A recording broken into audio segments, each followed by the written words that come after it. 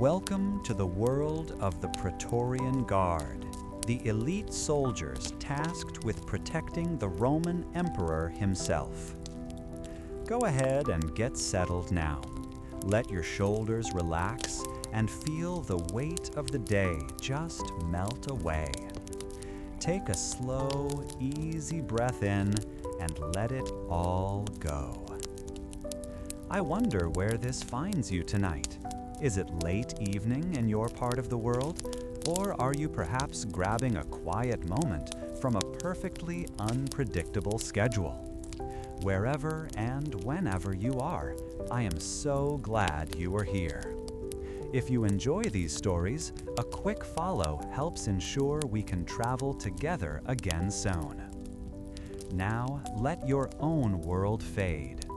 You are no longer in your room. You are standing in the courtyard of the Castra Praetoria, the barracks just outside the great city.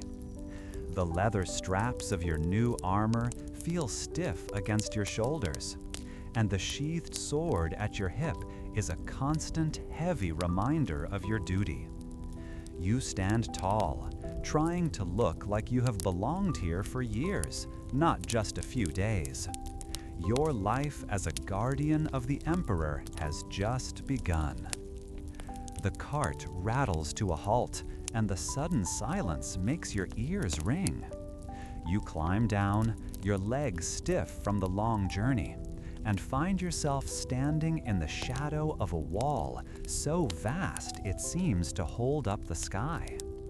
This is the Castra Praetoria, the barracks of the Emperor's own guard, a fortress of red brick and hardened mortar just beyond the formal boundary of Rome. Back in your village, the tallest thing was the old cypress tree on the hill. This wall is a mountain made by men.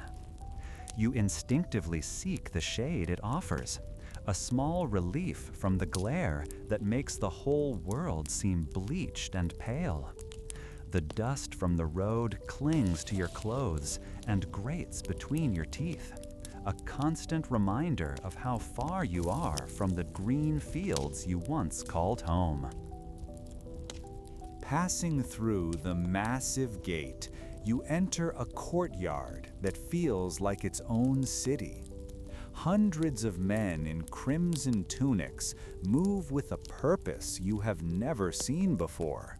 Their hobnailed sandals, called caligae, crunching on the packed earth in a steady rhythm. The space smells of things new and strange.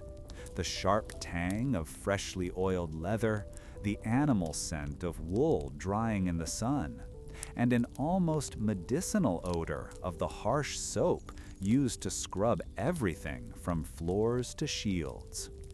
A man with a face like a worn stone tablet and stripes on his sleeve marking him as a centurion shouts a string of names. When he calls yours, your voice cracks as you answer, and he gives you a look that could curdle milk. This is your new world, and you are less than nothing in it. The days that follow blur into a cycle of sweat and strain. Your mornings begin before sunrise, learning to move not as one man, but as one part of a larger machine. The centurion's voice grinds across the training field, correcting every misplaced foot, every slumped shoulder.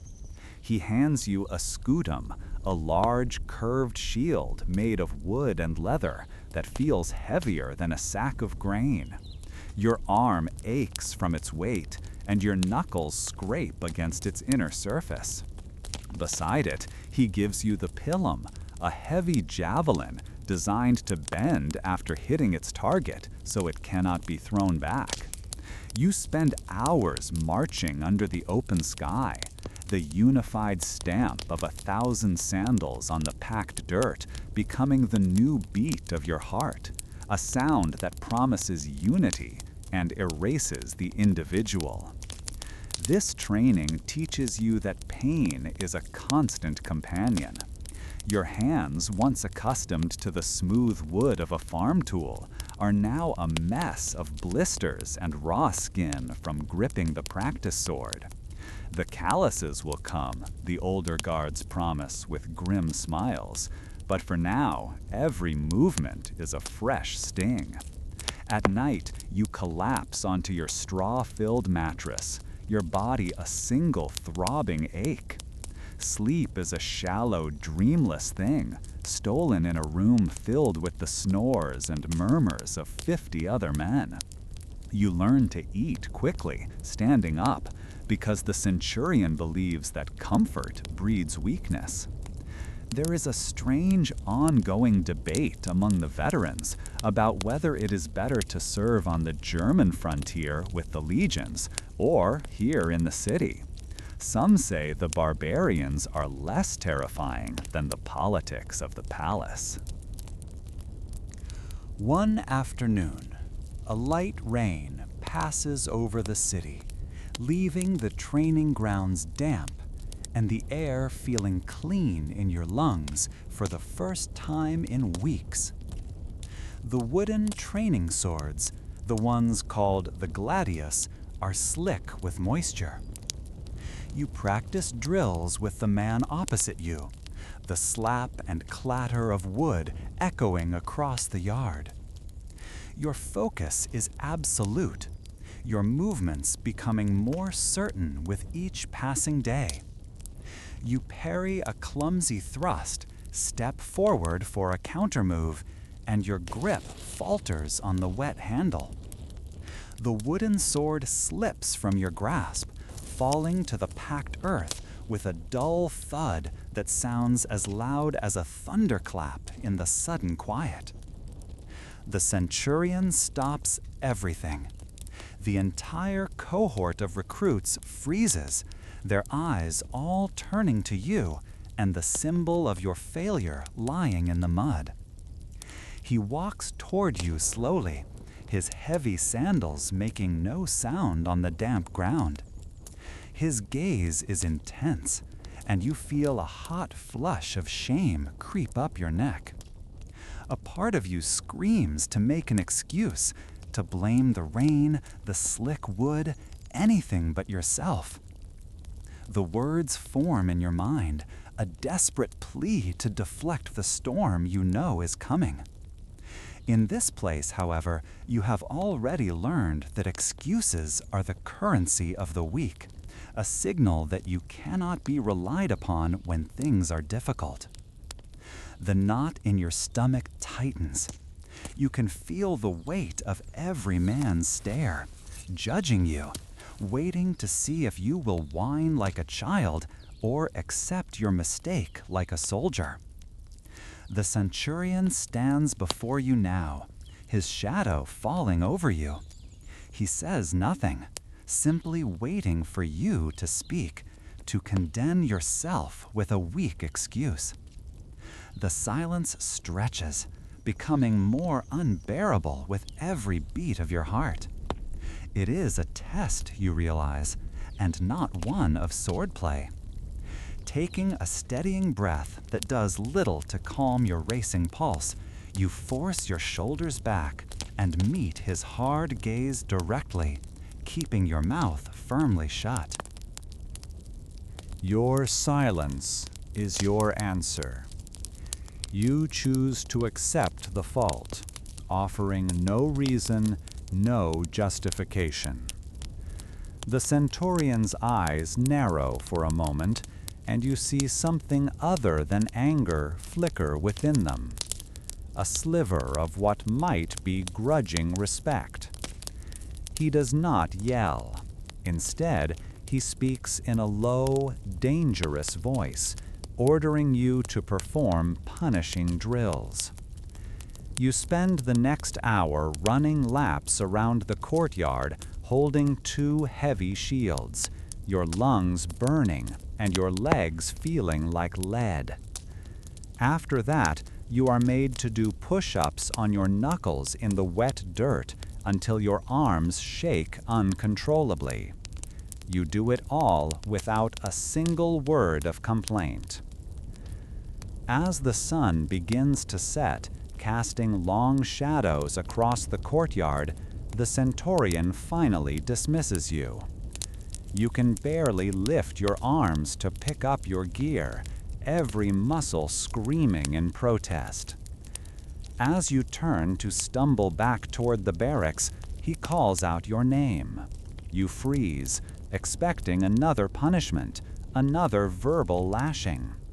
Your grip, he says, his voice as rough as gravel. It will not fail you again. It is not praise, not by a long stretch, but it is not condemnation either. It is an acknowledgement. You have failed, but you have not broken.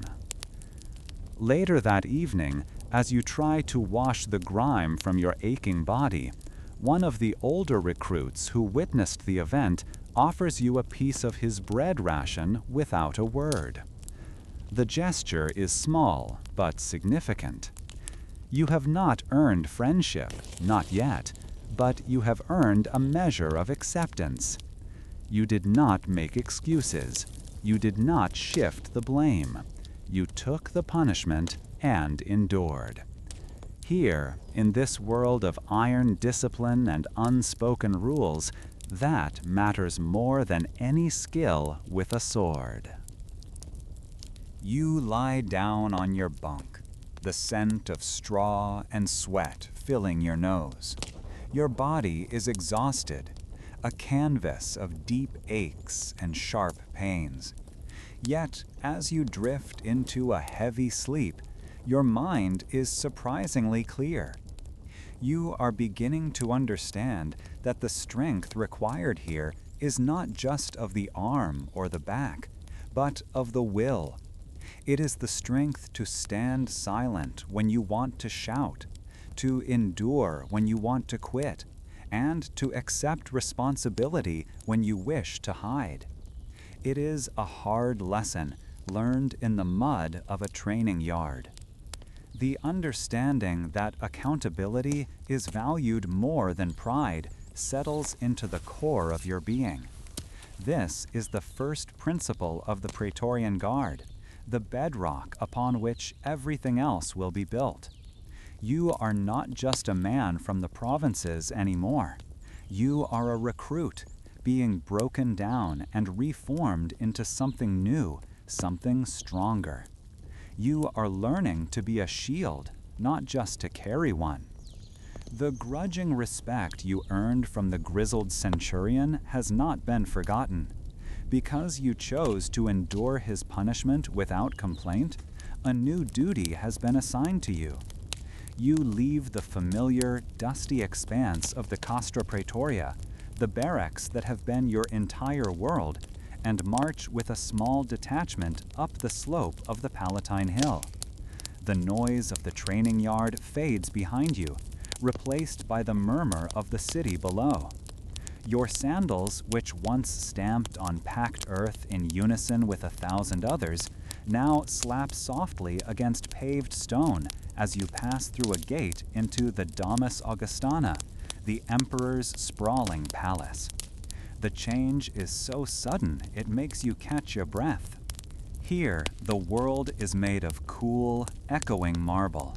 Your footsteps, which were a source of pride and power in the courtyard, are now small sounds swallowed by the immense decorated ceilings. The harsh scent of sweat and training soap is gone, and instead, a clean smell of beeswax from the polished floors rises to meet you. From a distant courtyard, carried on a gentle current of air, comes the faint, sweet perfume of blooming jasmine flowers. You feel your shoulders, constantly tense in the barracks, lower just a fraction. This place is not a fortress of raw strength, but one of quiet, unshakable power, and you are now a part of its inner workings. Your new centurion, a man with lines of thought etched around his eyes, explains your task in a low voice that carries easily in the quiet hall. Your gladius, The short sword you have spent months mastering is to remain in its sheath. Your shield, the scutum that has become an extension of your arm, is now little more than a symbol. Here, your eyes are your primary weapon. He gestures to a long corridor decorated with lifelike statues of past heroes and floors covered in mosaics, which are detailed pictures made from tiny colored stones. Your duty, he explains, is to see, to know, and to notice. This new training requires a different kind of discipline. You must learn the face of every statue, so you would know if one were moved. You are to memorize the pattern of the tiles in the floor, so you would notice a loose or missing piece that could hide something beneath it. You must also learn the faces of the countless servants, scribes, and officials who move through these halls like blood flowing through veins. Your task is not to stop them, but to recognize who belongs and who does not. It is a subtle, demanding skill, a shift from the loud physical certainty of combat drills to the silent, mental work of constant awareness. You begin your first patrol alone, your route taking you through halls that grow steadily quieter and less grand. The main thoroughfares, busy with officials in clean togas and servants carrying trays, give way to more secluded corridors. Here, the only sound is the whisper of your own woolen tunic and the soft scuff of your sandals on the stone. You pass storerooms and service passages, your mind actively working to catalog everything you see. 3 clay pots stacked by a doorway, a cleaning cloth left on a windowsill, the precise way a tapestry hangs on the wall. Each detail is a piece of a puzzle you are just beginning to understand. It is in one of these quiet, remote corridors that you notice it. A small service door, made of dark, heavy wood, is not quite shut. A thin sliver of darkness shows where it should be flush against the stone frame, and you feel a faint, cool draft against your cheek that should not be there. It is a minor thing, almost certainly a servant's careless mistake, a rushed exit without checking the latch. Yet, your training screams that anything out of place is a potential threat. A door left unlocked is an invitation to anyone who does not belong. A conflict rises within you, sharp and immediate. Your duty is clear: report any irregularity. But you know what that would mean. Your patrol would be interrupted, questions would be asked, and the servant responsible would likely be found and flogged for their negligence. The memory of the centurion's punishing drills is still fresh in your mind, a reminder of the swift consequences for even a small error. The desire not to cause such trouble for a low-level worker wars with the absolute command of your training to ensure the palace is secure. Ignoring it feels like a betrayal of your first real responsibility. You stand there for a long moment, the silence of the corridor pressing in on you. To one side is the path of rigid adherence to the rules, a path that ensures your own safety but brings misery to another. On the other side is the path of silent correction, which feels like a failure to report. You recall the centurion's glare, but you also remember the reason you were given this post, not just for your strength, but for the sense of accountability you showed. Causing a loud disruption over this seems to run counter to the quiet watchfulness you are supposed to be learning. Your mind made up, you step forward quietly. You place your hand on the rough wood of the door and push it gently closed. The iron latch clicks into place with a soft, final sound that seems incredibly loud in the stillness. You have secured the immediate risk without raising an alarm. Making a mental note of the door's exact location, you decide to report it, not as an emergency, but as a minor point of interest at the end of your shift. It is a solution that balances security with discretion. As you turn away from the now secure door, you see him. At the far end of the long corridor, leaning against a marble column, is a senior guard. He has been watching you, his face unreadable in the dim light from the high windows. You stiffen, expecting a reprimand for not raising an alarm immediately. Instead, he simply pushes himself off the column and gives you a single, slow nod of approval.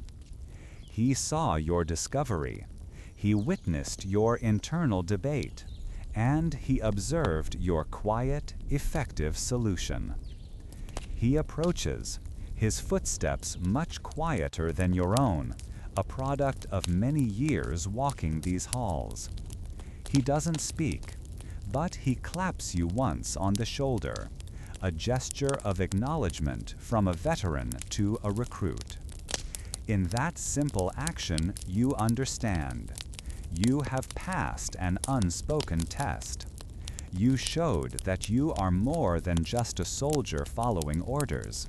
You are a guardian who can think, someone who understands that true security is not always about loud alarms and harsh punishments. It is about careful observation and quiet competence. The rest of your patrol feels different.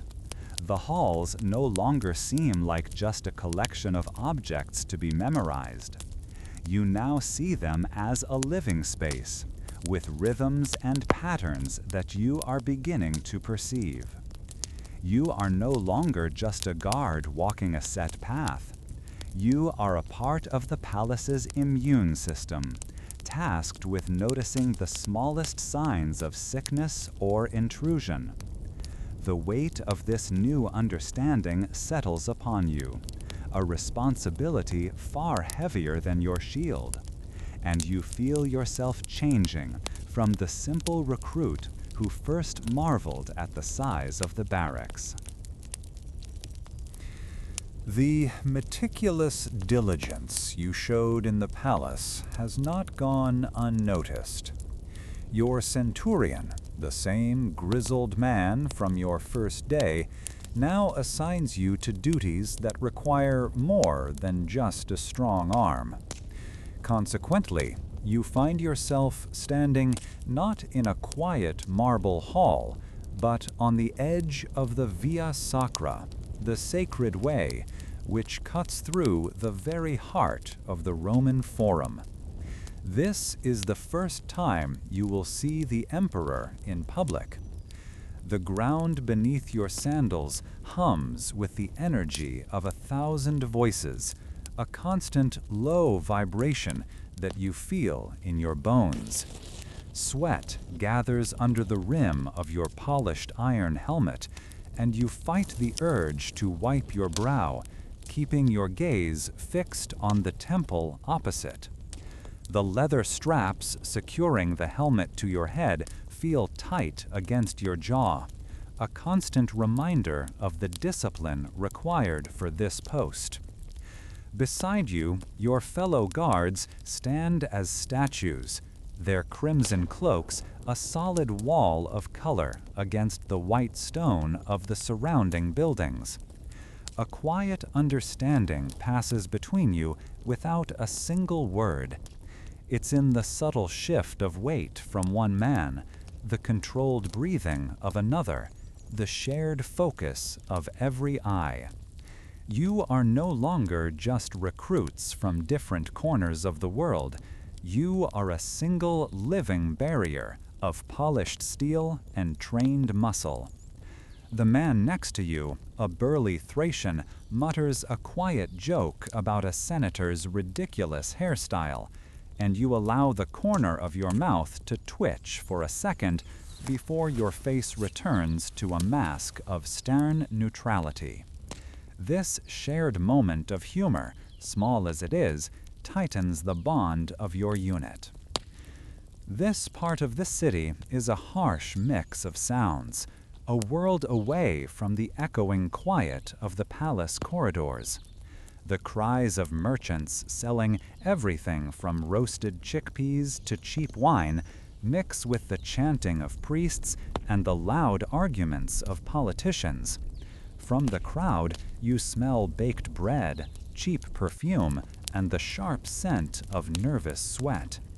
People are packed so tightly that from your vantage point, they look like one single shifting creature.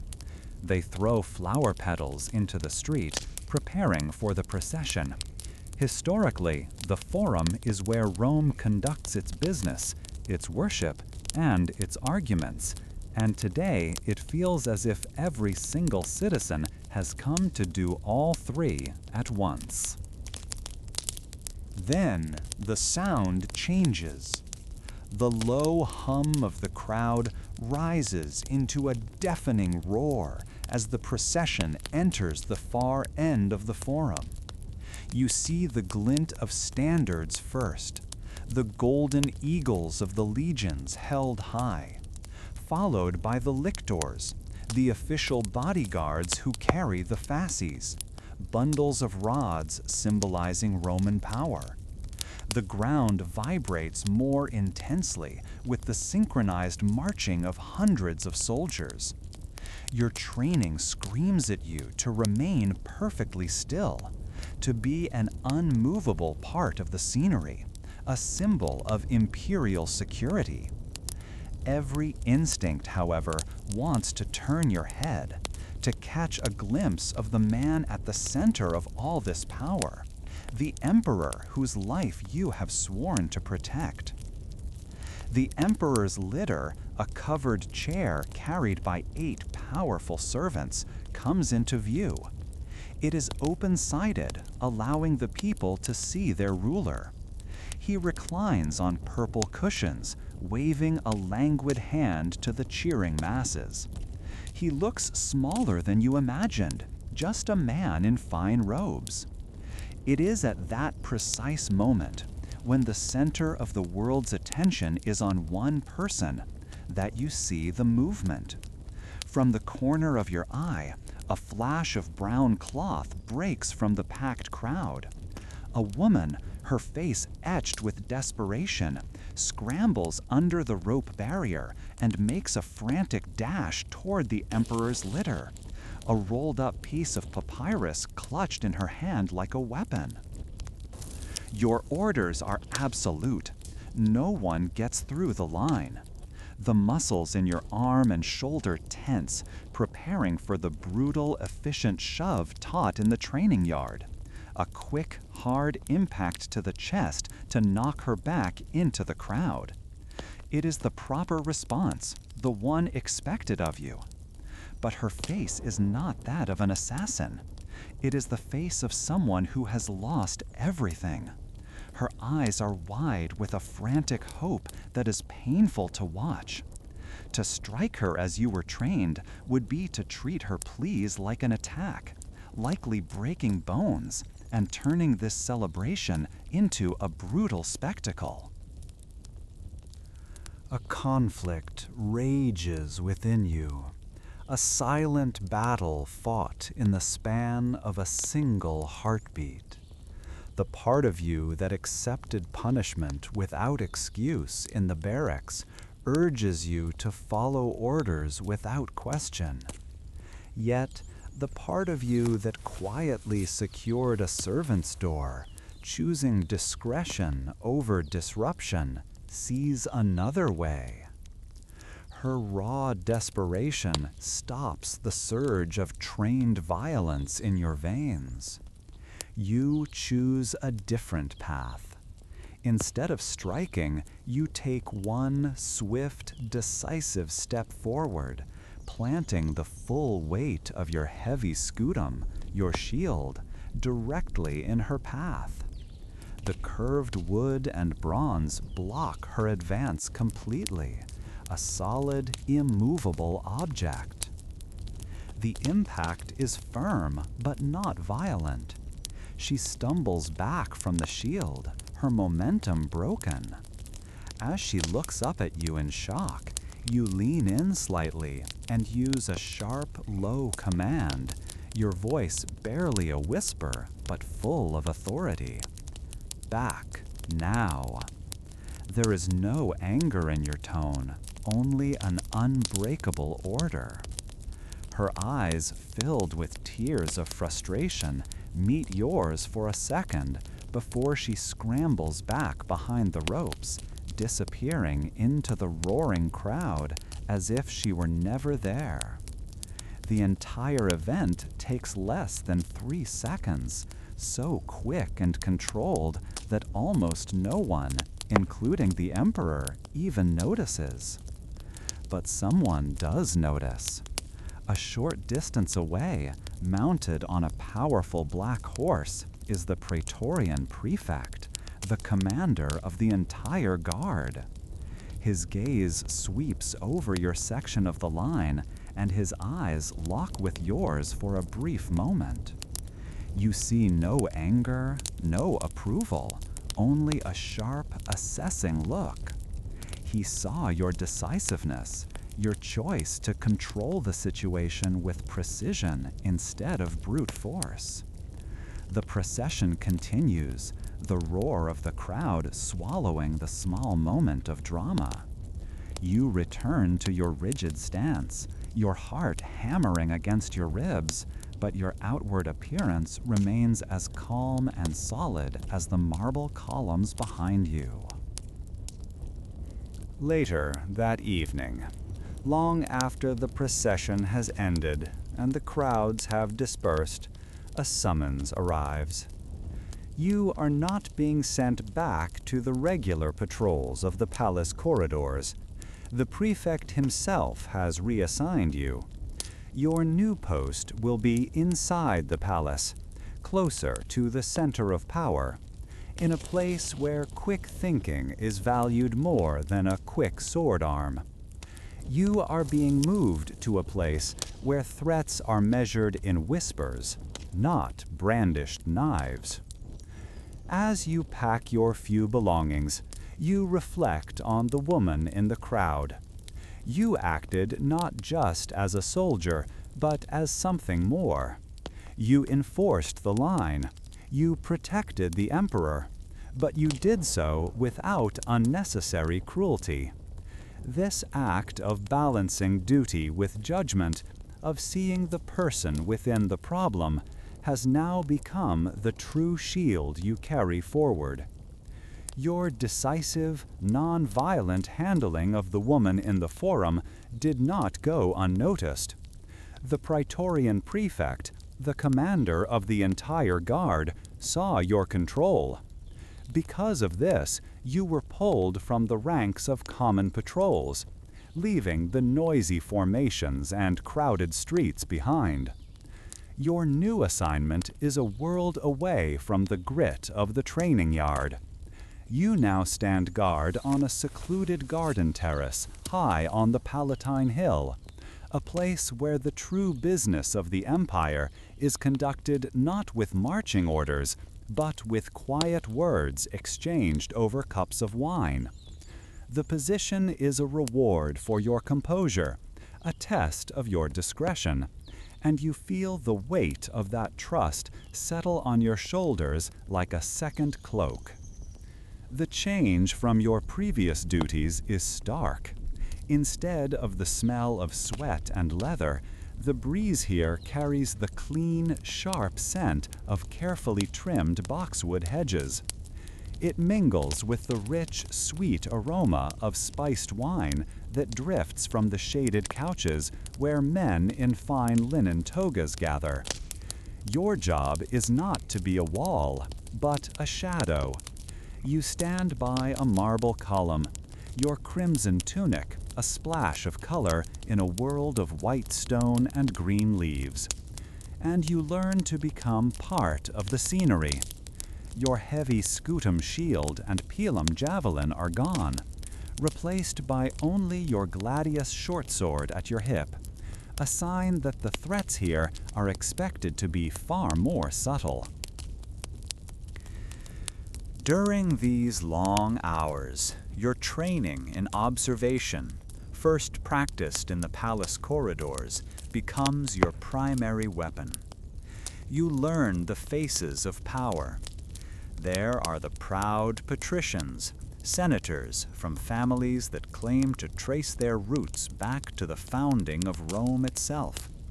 They walk with an unshakable confidence, as if the marble beneath their feet belongs to them.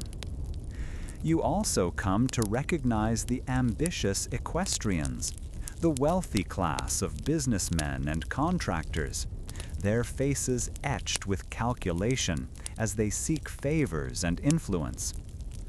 Most intriguing are the imperial freedmen, former slaves who have earned the emperor's trust and now wield immense power from behind the scenes, their quiet passage through the garden often causing more stir than a senator's arrival.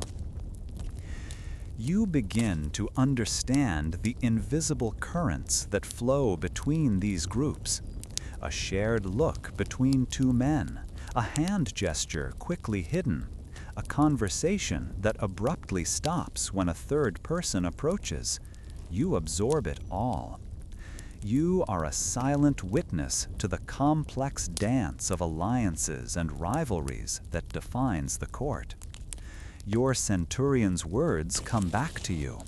A guard sees everything and reacts to nothing until the moment he must react to everything.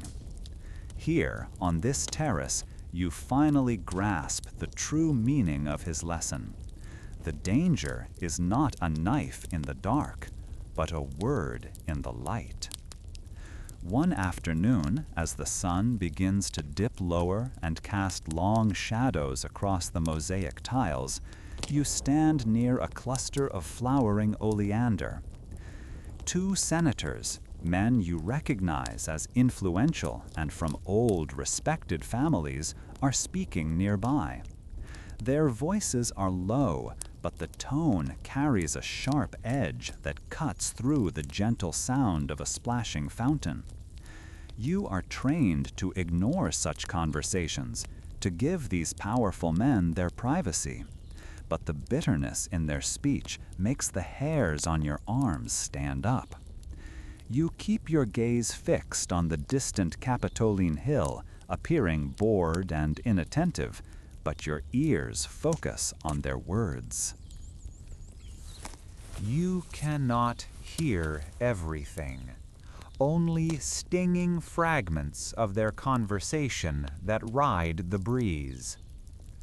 "Unbearable taxes," one of them says, his voice a low growl like stones grinding together.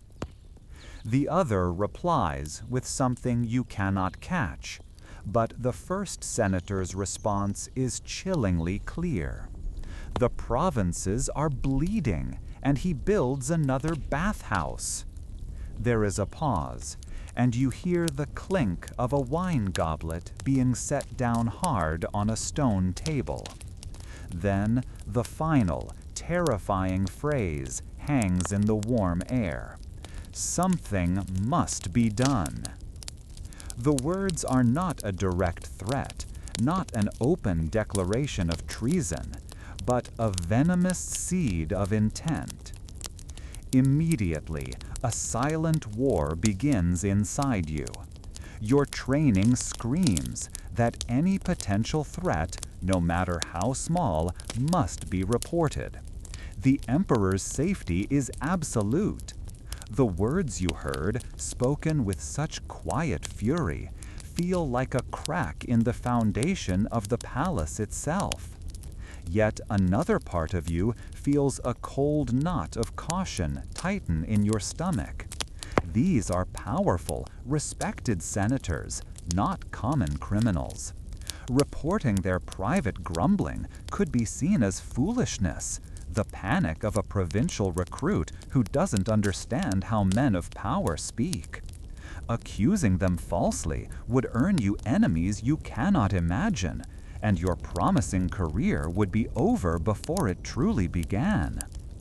To say nothing feels like a betrayal of the trust placed in you, a failure of the very duty that brought you to this privileged post. To speak up could mean your ruin, a pawn crushed in a game you do not comprehend. You think of the prefect's sharp eyes, the centurion's grudging respect.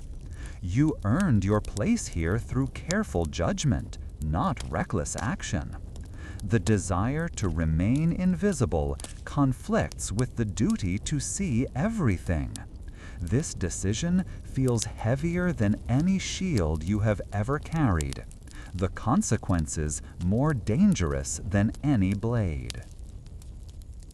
After weighing the risks, you realize your only defense is the truth, unvarnished by your own fear or interpretation.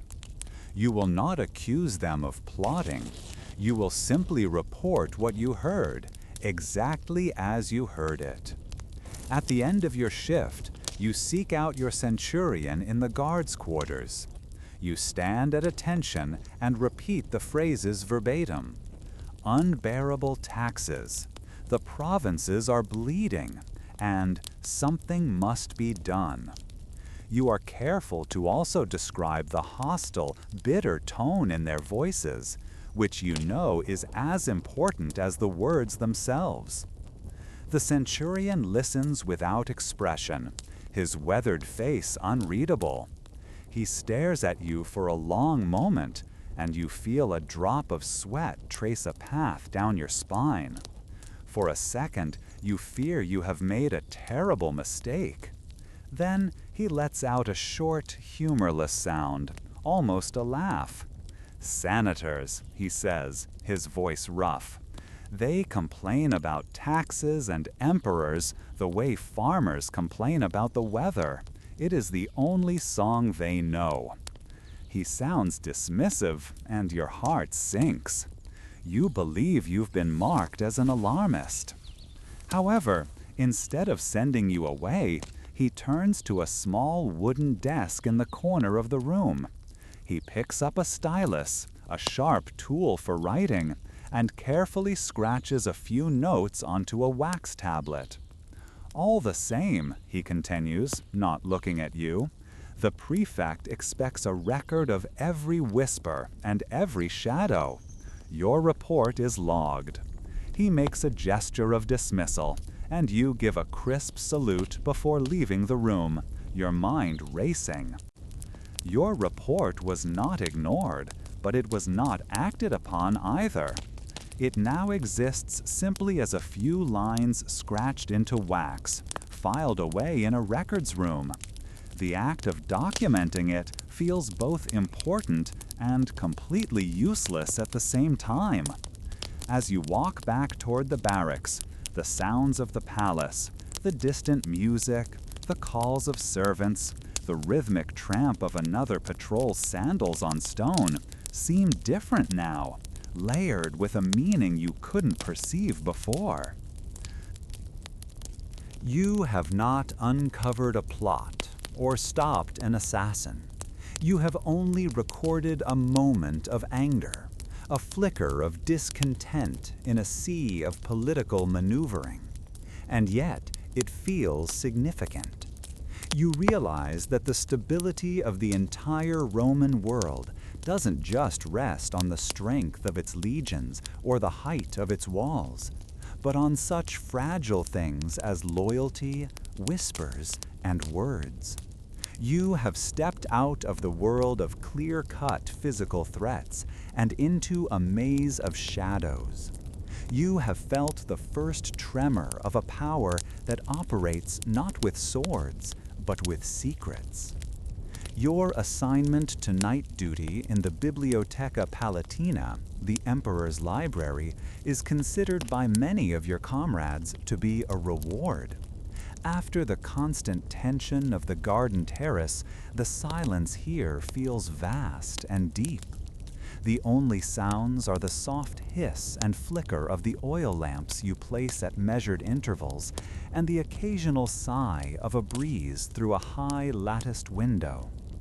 A dry, clean scent rises from the thousands of papyrus scrolls housed in the honeycomb of wooden cubbies lining the walls, a smell like old paper and faint, sweet glue.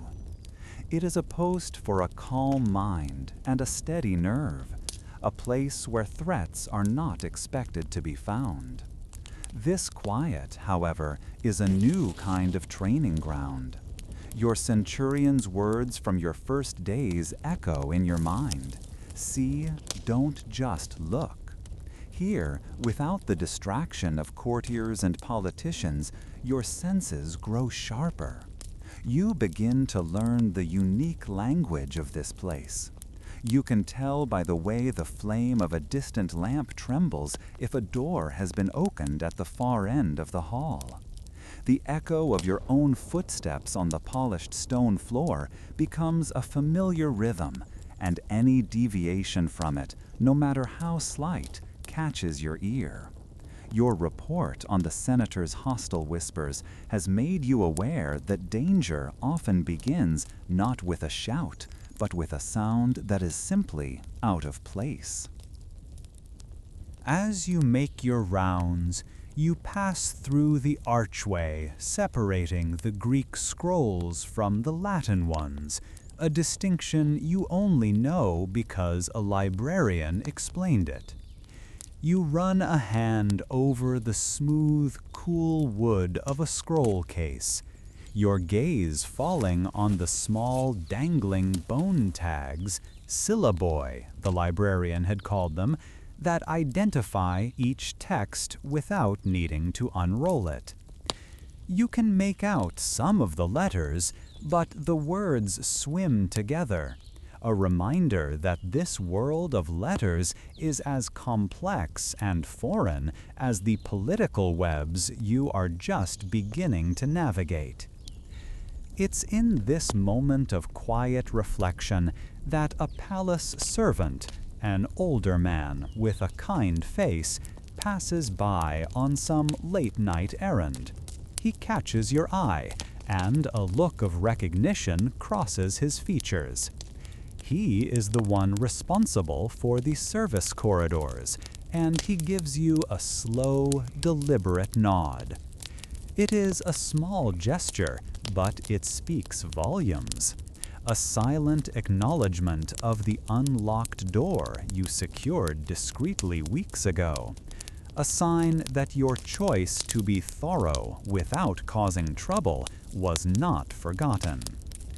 This small connection reinforces the lesson that is slowly taking root in you. Power in this palace is not just about the sword you carry, but about the things you see and the secrets you choose to keep. Because of this, when you hear it, the sound is almost deafening in the profound stillness.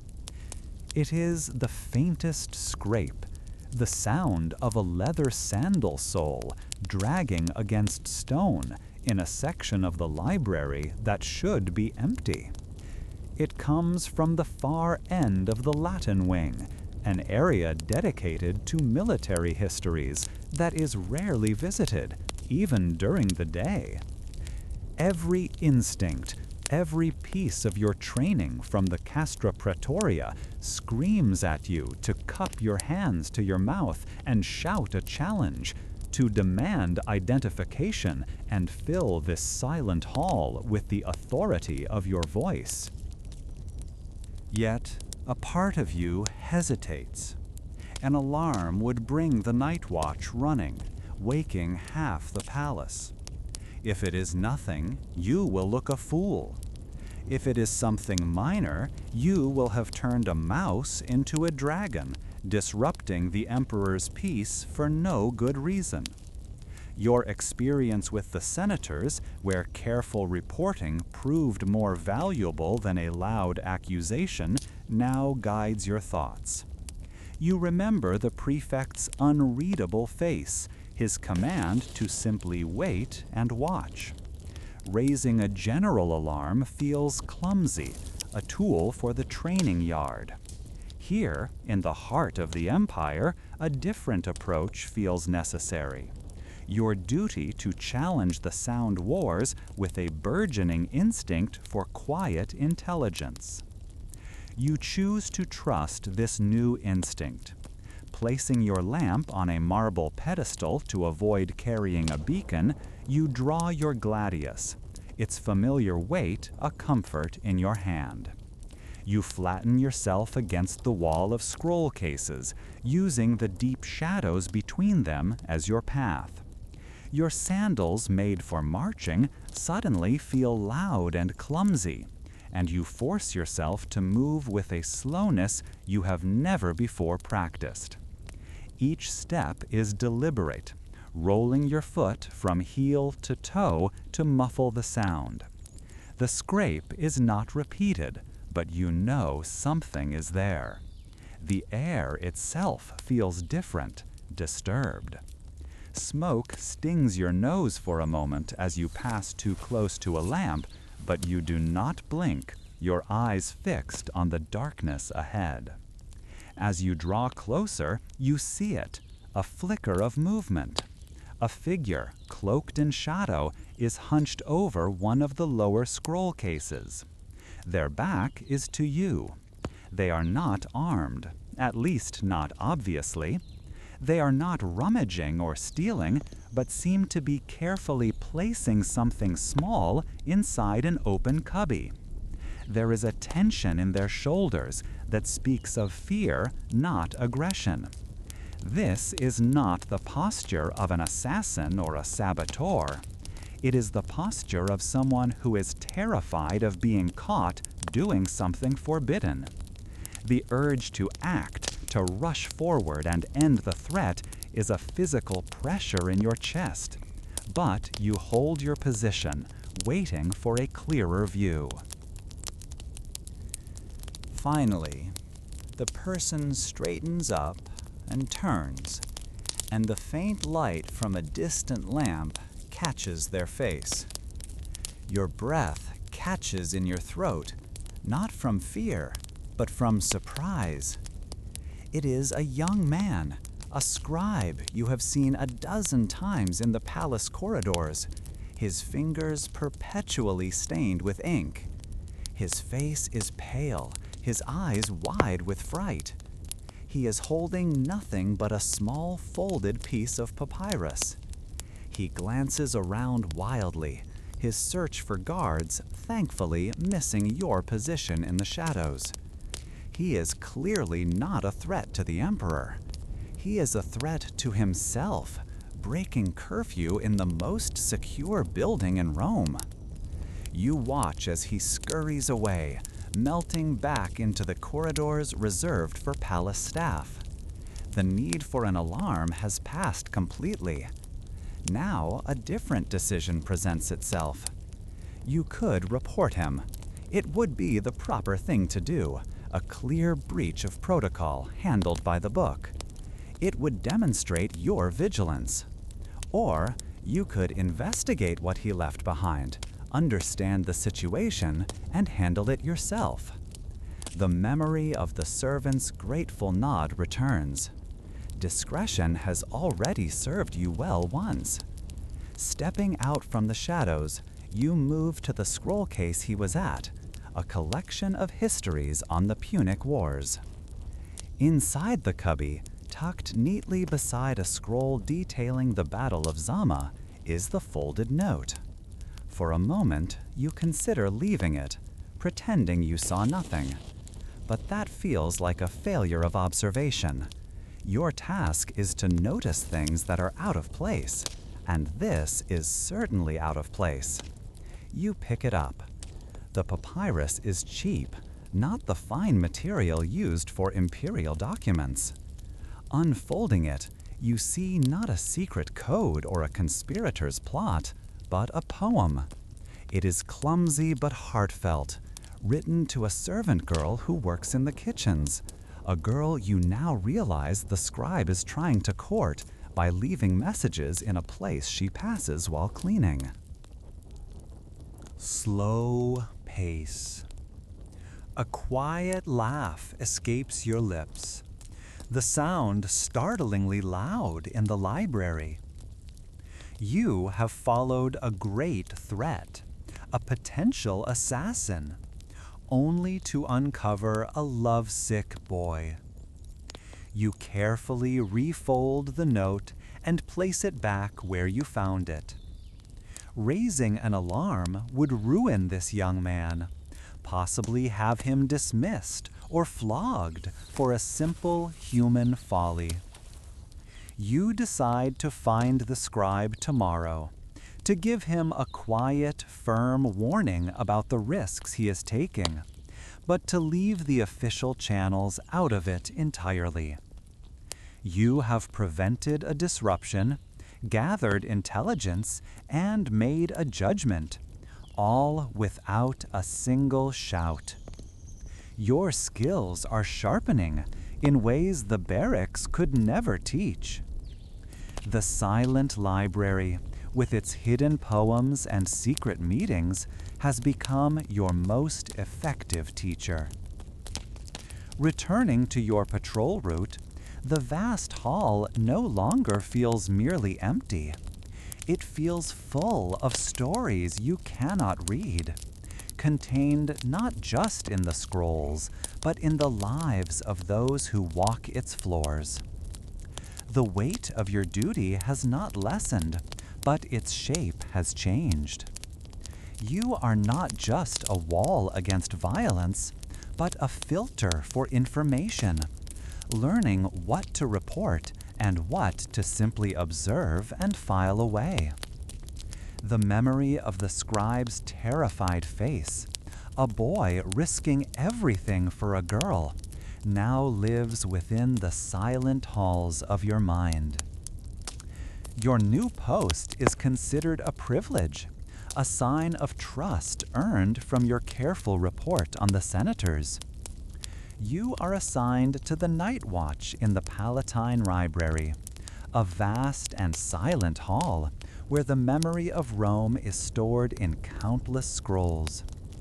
The duty is meant to be simple, even boring, a respite from the constant tension of the more public spaces. As you begin your patrol, the only sounds are the soft slap of your own sandals on the polished marble floor and the rhythmic hiss and flicker of the oil lamps, casting long, wavering shadows. The air inside is still and carries a distinct dry scent of old papyrus and cedarwood from the scroll cases, a smell that seems to absorb all other odors and even sound itself. This quiet, however, becomes a new kind of training ground. In the barracks, you learned to hear the clash of steel over the roar of 100 men. Here, you learn to hear the silence. Your senses, deprived of loud noises, begin to sharpen, reaching for the smallest details. You notice the way a draft, too faint to feel on your skin, makes the flame of a distant lamp dip and sway. You learn to distinguish the sigh of the night wind through a high window from the almost imperceptible creak of wood as the palace settles in the cool air. Your focus, once directed outward at potential threats in a crowd, now turns inward, honing an awareness of the subtlest changes in your environment. During a slow turn near the entrance, you see a familiar figure extinguishing lamps in the main corridor. It is the palace servant, the one whose job it was to secure the service door you found ajar weeks ago. He moves with a quiet efficiency that speaks of long years spent in these halls. As he passes the archway to the library, his eyes meet yours. He offers no smile, but gives a slow, deliberate nod of acknowledgement. It's a small gesture, but it feels significant. In his eyes, you see not just a guard in a uniform, but the man who handled a minor lapse in duty with discretion, rather than shouting for a superior. The respect you earned by being thorough but not disruptive has followed you from the outer corridors into the very heart of the palace.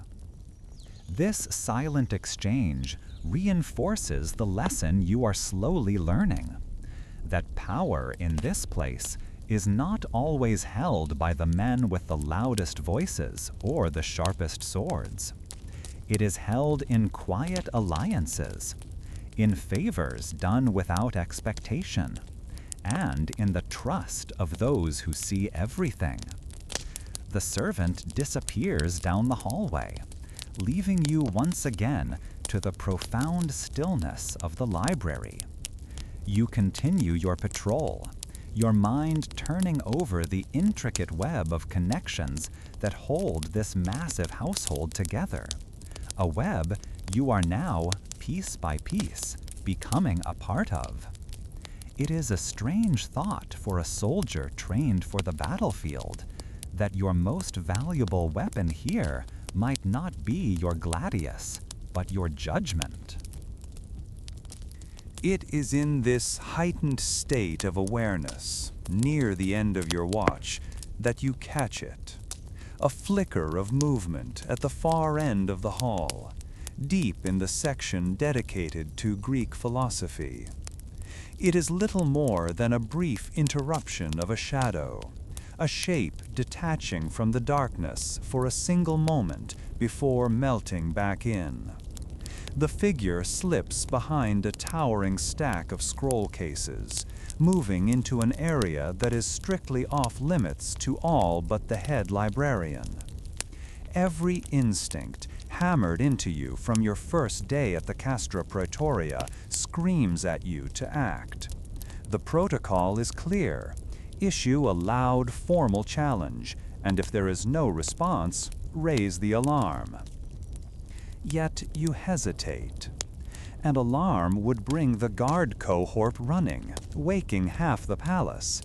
It would be a chaotic, disruptive event. If the intruder is a genuine threat, an assassin or a spy, then that is the correct response. But what if it is not? What if it is something else? The quiet discretion that has served you so well until now feels at odds with the loud, aggressive action your training demands. The urge to act decisively, to follow your orders without question, wars with a newer, more subtle instinct to understand a situation before reacting. You feel the weight of the two paths before you, the path of the soldier and the path of the observer. Making your decision, you place a hand on the hilt of your sword, not to draw it, but to steady it and prevent any sound.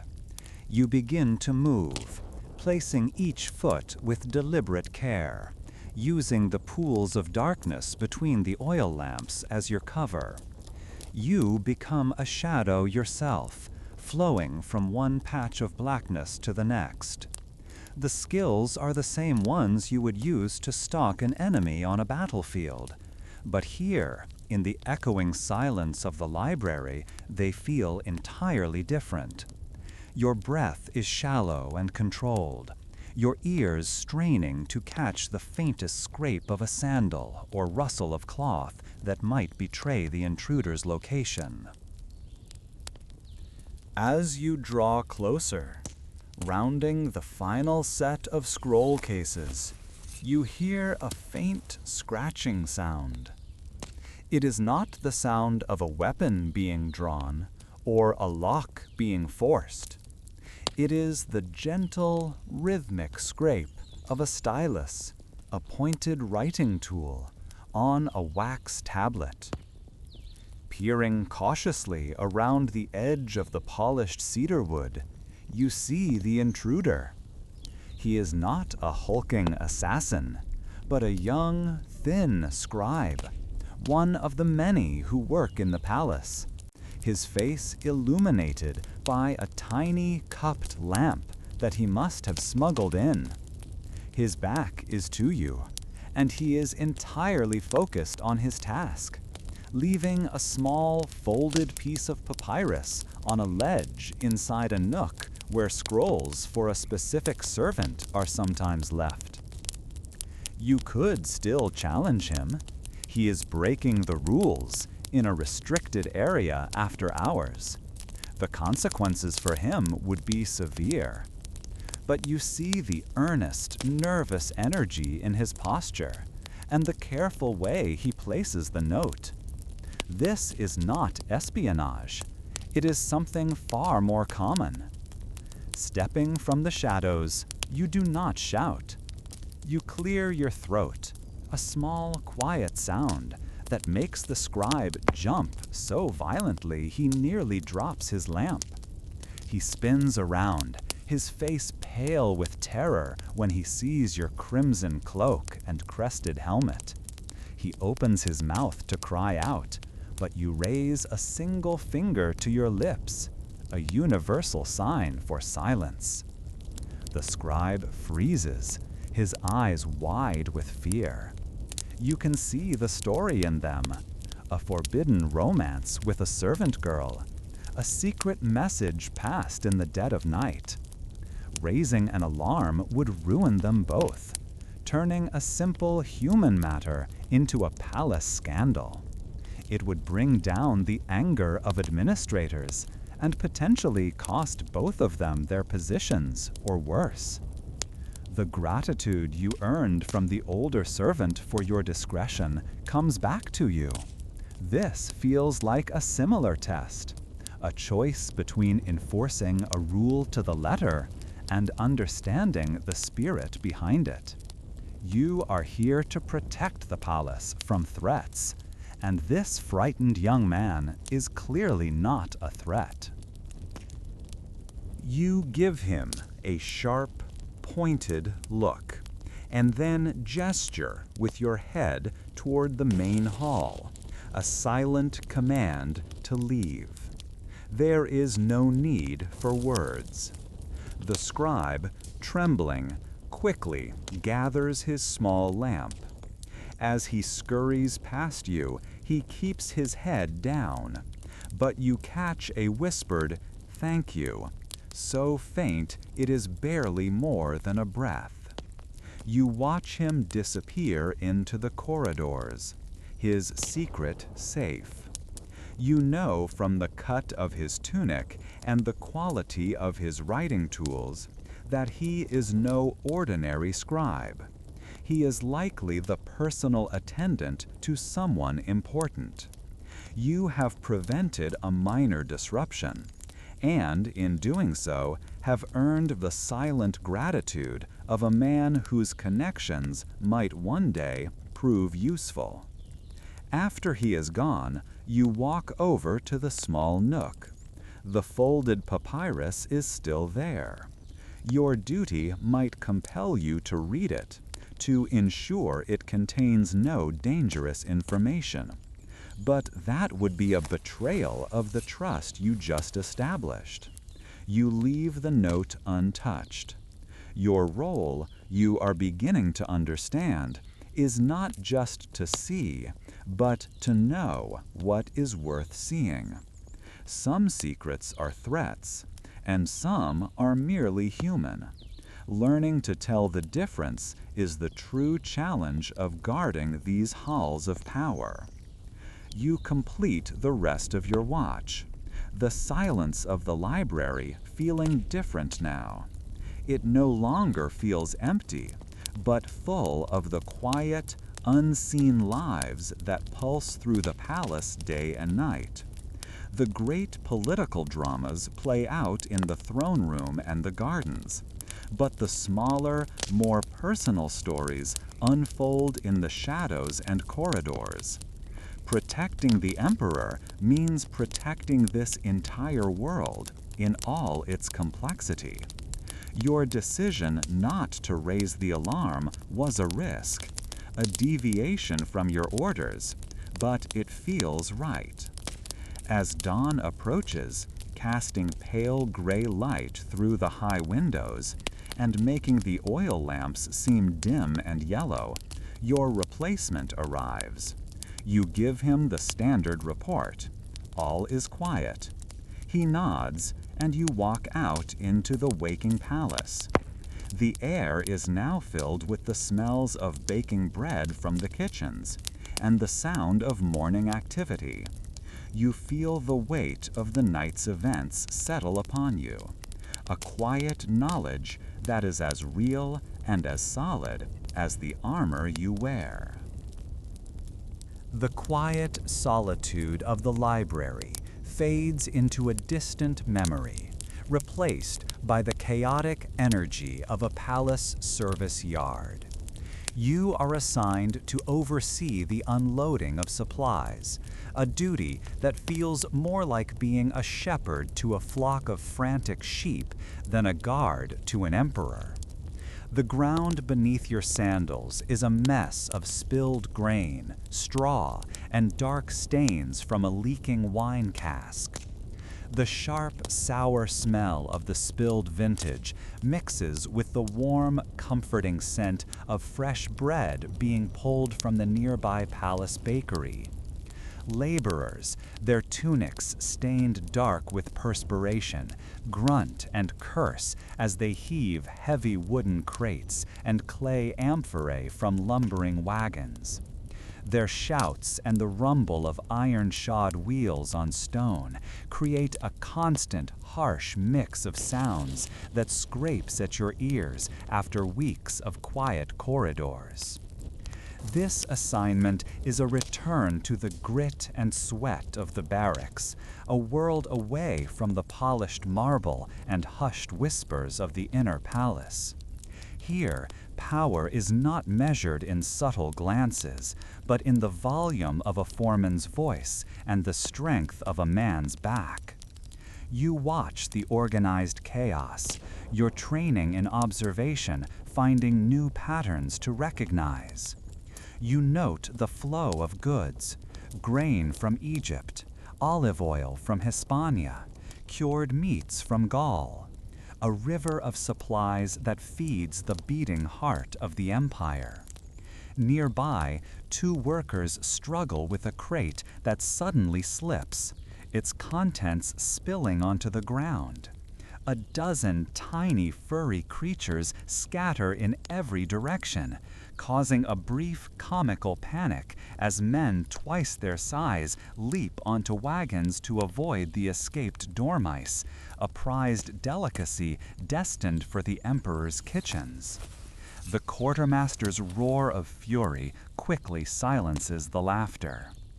As you scan the yard, your eyes land on a familiar figure. It is the lovesick scribe you followed in the library.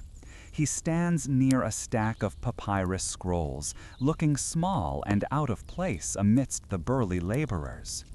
He holds a clipboard, a stylus tucked behind his ear, his brow furrowed in concentration as he checks items against a manifest. He glances up, sees you, and a flicker of recognition crosses his face. He gives you a small, almost imperceptible nod of gratitude, a silent acknowledgement of the discretion you showed. That simple gesture reminds you that your choice to handle his situation quietly did not go unnoticed. You have an ally, however humble, within these sprawling palace walls, a fact that provides a sliver of comfort in this place of shifting loyalties. Your moment of connection is shattered by a bellowing voice. A thick-set man with the insignia of a quartermaster storms toward the scribe, his face flushed with anger. "You," he shouts, snatching the manifest from the scribe's hands. "Are you blind or just stupid? This count is wrong. I have 3 fewer amphorae of Falernium wine than this list claims." The scribe flinches, stammering an explanation about a damaged wagon axle delaying the final part of the shipment. The quartermaster is not listening. He is a man who thrives on fear, his authority absolute in this small, grimy corner of the palace. He sees the scribe not as a person, but as an object on which to vent his frustrations. The quartermaster shoves the scribe hard, sending him stumbling back against a stack of empty crates. "Excuses are for weaklings and thieves," the man snarls, his hand balling into a fist. "I think a taste of the rod will improve your arithmetic." The laborers around you suddenly find their tasks intensely interesting, their eyes fixed on their work as they pretend not to see the unfolding humiliation. No one dares to intervene. The quartermaster's cruelty is well known, and his position gives him the power to make their lives miserable. You feel a knot of anger tighten in your gut.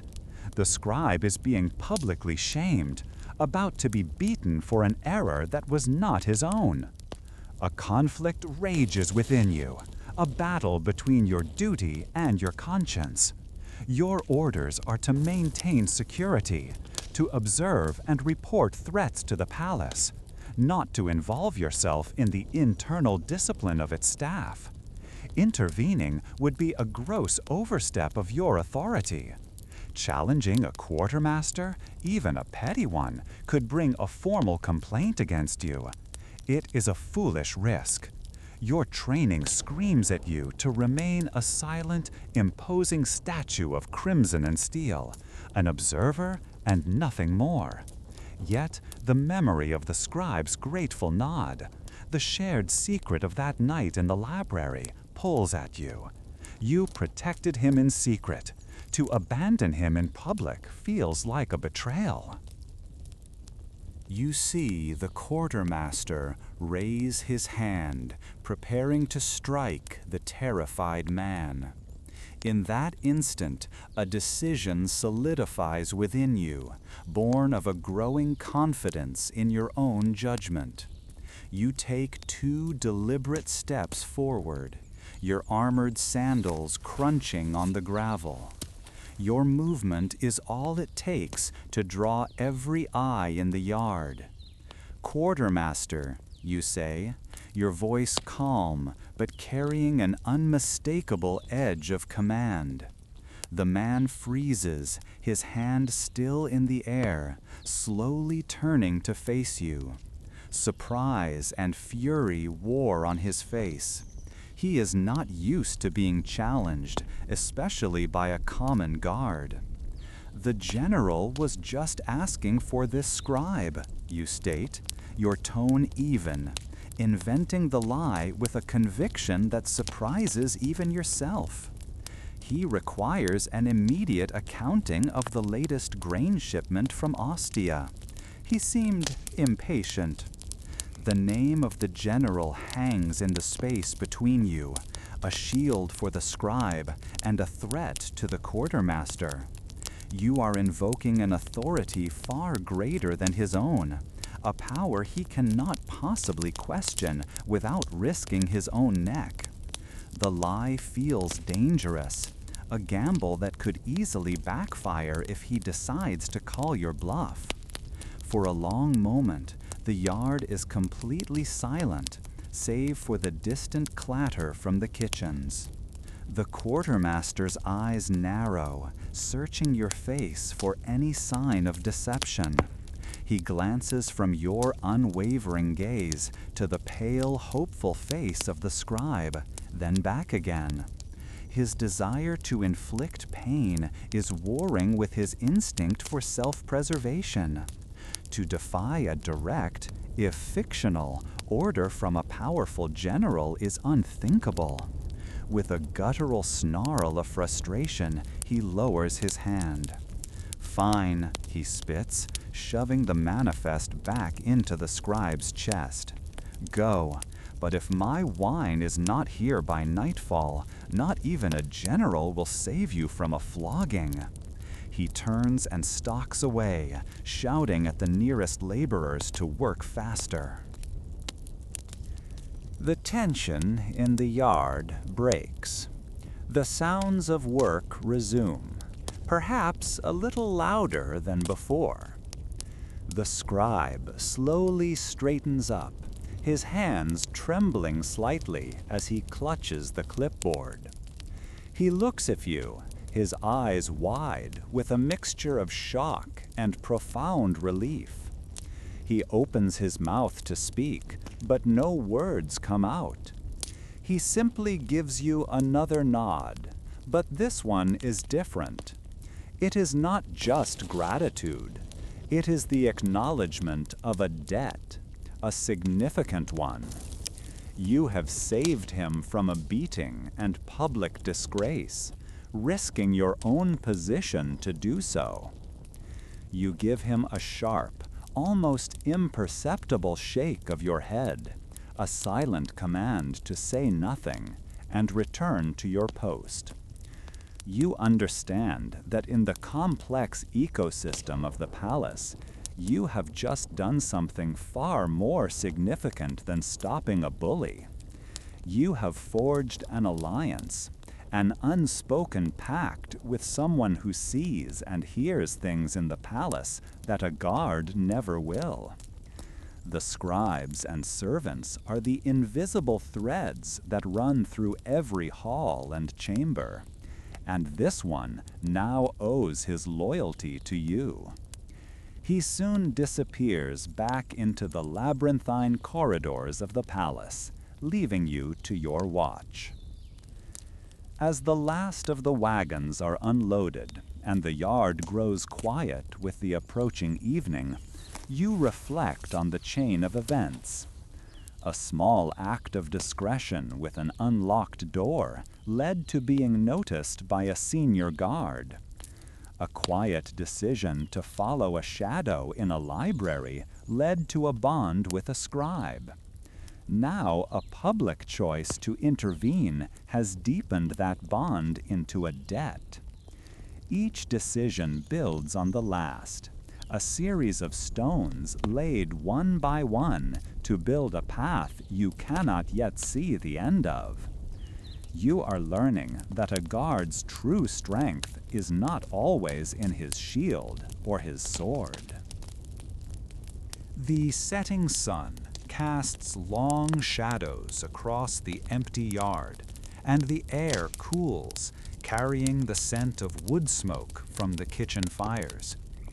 The favor you are owed feels heavier, more significant than any coin or promotion.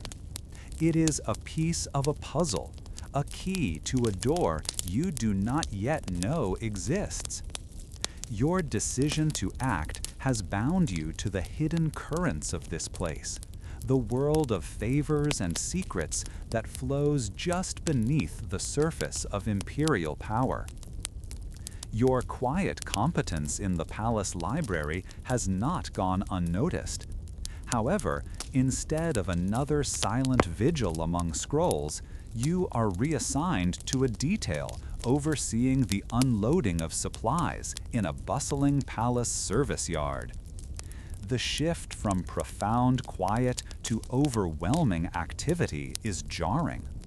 The constant rumble of heavy wagon wheels over worn cobblestones seems to vibrate up through the soles of your sandals and into your bones.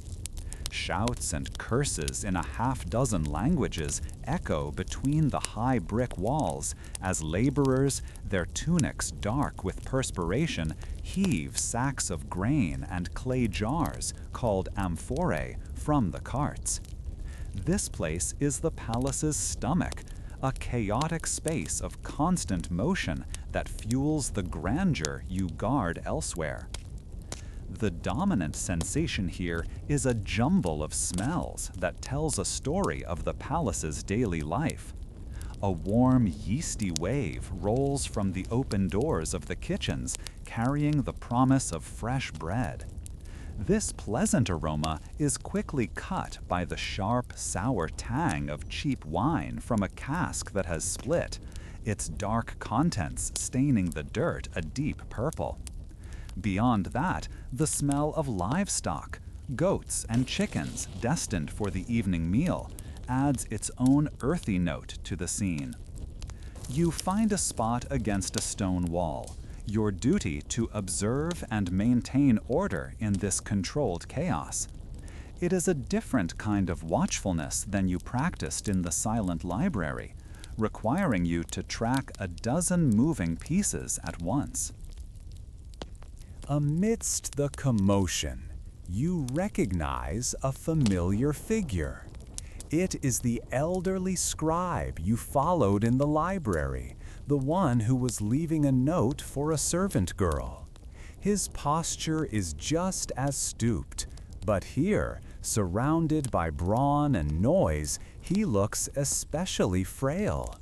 He holds a wax tablet and a stylus, a tool for writing, his brow furrowed as he checks items against a long list. Seeing him reminds you of your decision to handle his secret with discretion, a choice that prevented a needless scandal and preserved his dignity.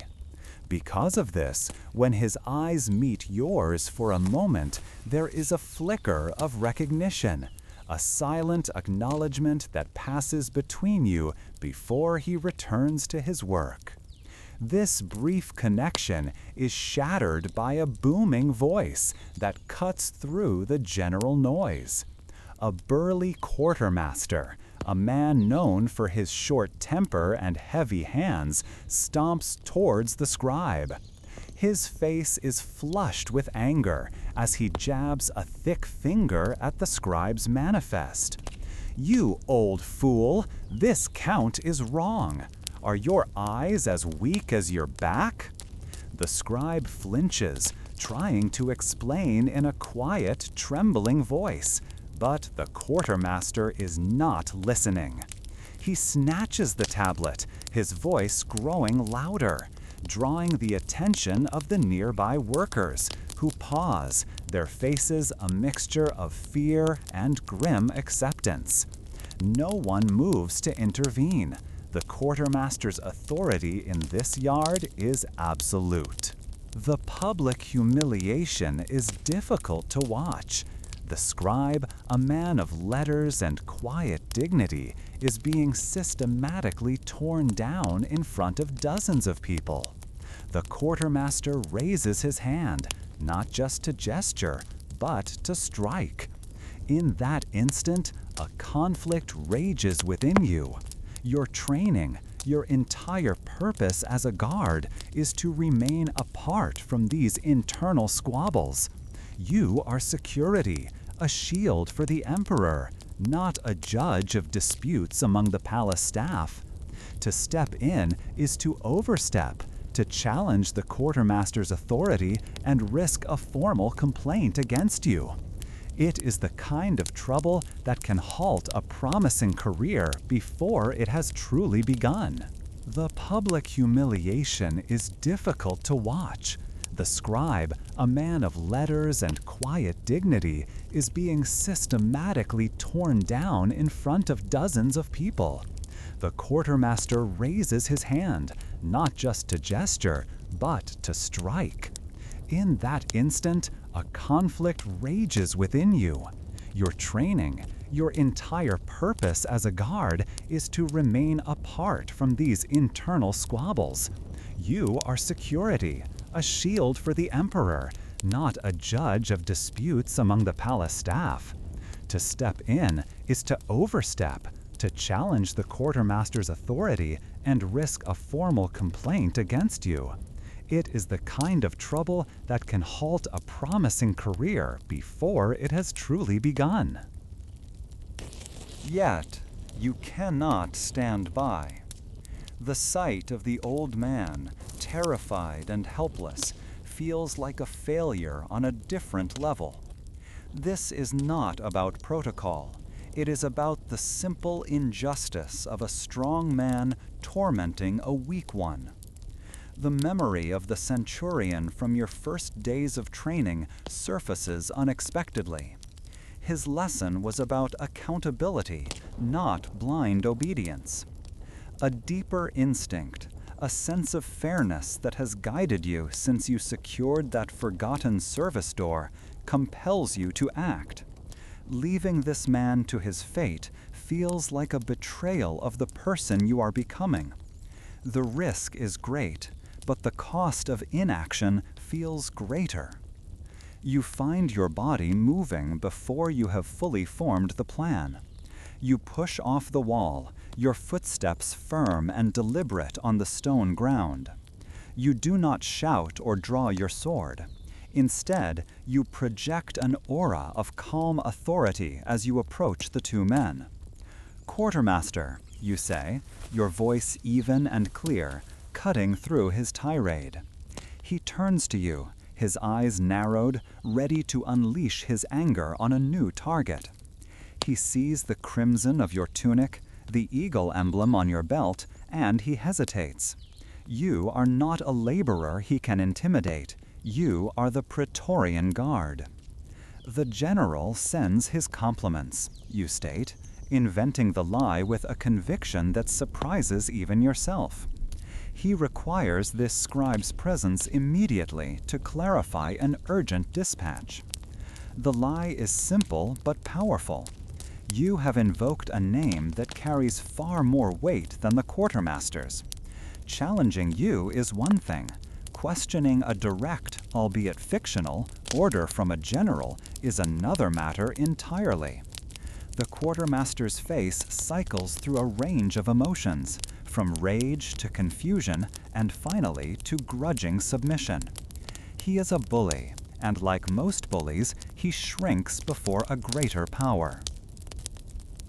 He shoves the wax tablet back into the scribe's trembling hands. "Go, then," he spits, turning his anger back on the laborers to hide his own retreat. "What are you all looking at? Get back to work." As the noise and motion of the yard resume, the elderly scribe turns to you. His face is pale, but his eyes are filled with a depth of gratitude that words could not express. He gives you a short, formal bow, much deeper than one would give to a common legionary. He does not speak, knowing that any words here would be dangerous, but the look he gives you is a promise. He hurries away, disappearing into one of the palace corridors. You return to your post, your heart still beating a little faster from the confrontation. You have made an enemy of the quartermaster, a fact that will likely have consequences later, but you have also done something more significant. By stepping outside your defined role, you have solidified a crucial, if unconventional, alliance. The scribe, whose position gives him access to correspondence and information, now owes you a debt that goes far beyond a simple favor.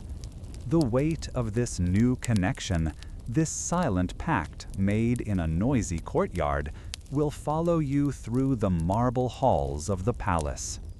The grit of the supply yard is gone, replaced by the disorienting gleam of polished marble. Your promotion, a direct result of your decisive but controlled handling of the desperate woman in the forum, has placed you in the emperor's personal bodyguard. You now stand in the imperial throne room on the Palatine Hill, a place so lavish it feels unreal. Light reflects from so much gold and polished stone that you find yourself squinting, your eyes struggling to adjust after months spent in dusty barracks and shadowy corridors. The air itself feels different here, heavy with an expensive imported incense that smells of cinnamon and dried flowers, a scent that clings to the back of your throat and seems to coat your tongue. You stand motionless, a living statue in crimson and bronze, your pilum held perfectly vertical, your gaze fixed on a point just beyond the throne.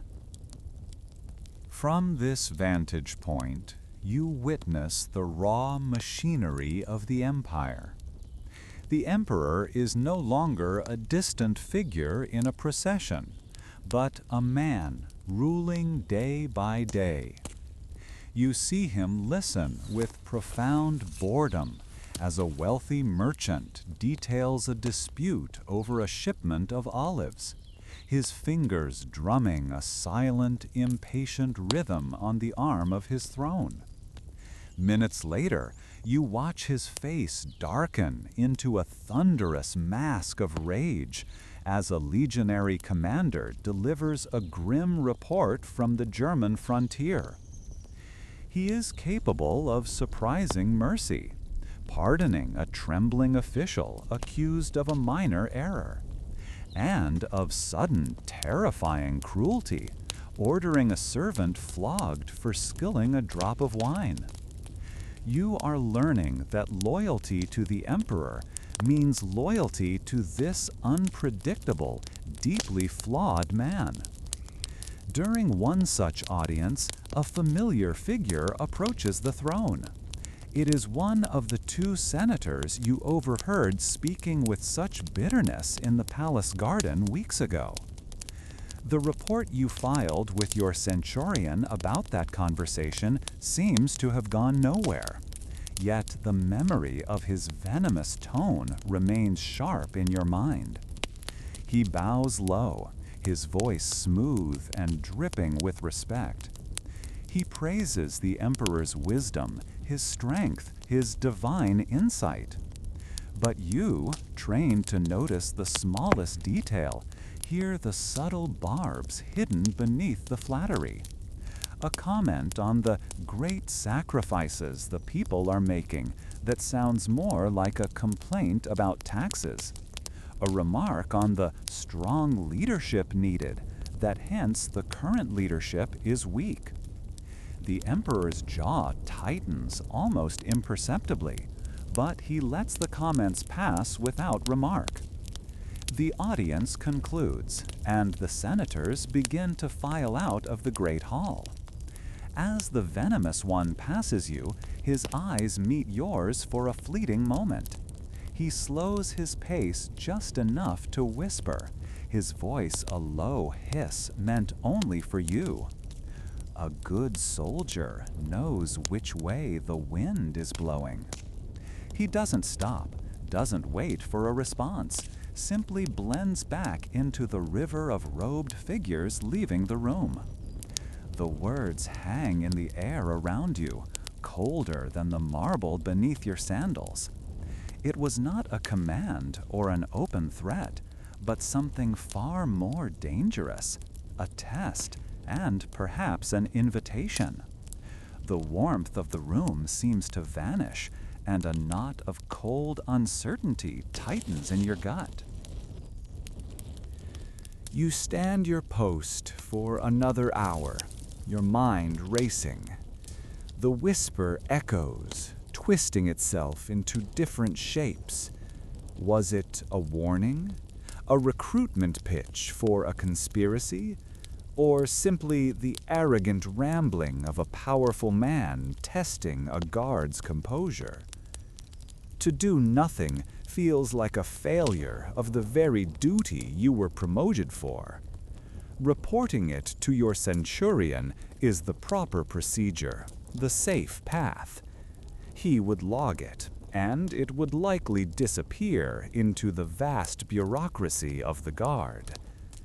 Your mind, however, keeps returning to the sharp, intelligent eyes of the Praetorian prefect, the man who saw your potential in the forum.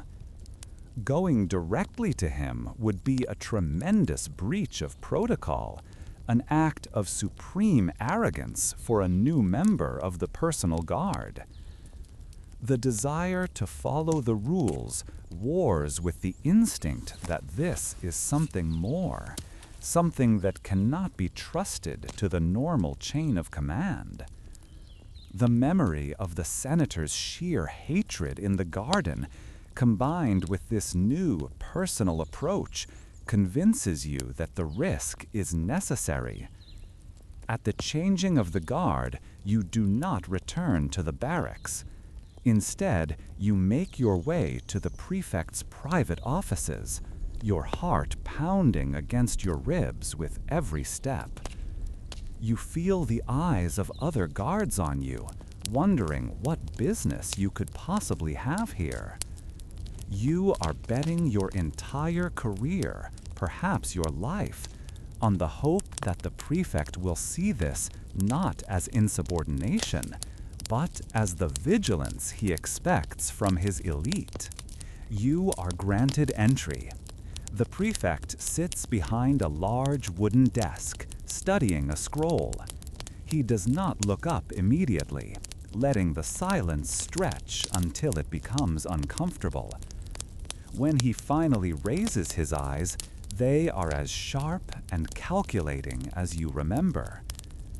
You stand straight, recounting the senator's exact words, your voice steady despite the tremor in your hands.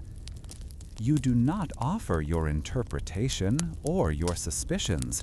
You simply report the fact of it, just as you reported the unlocked door and the overheard conversation before.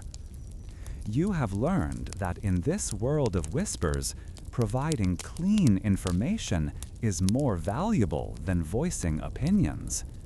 Your past diligence, noted by others, gives your words a weight they might not otherwise have. The prefect listens, his face an unreadable mask of stone. He asks no questions.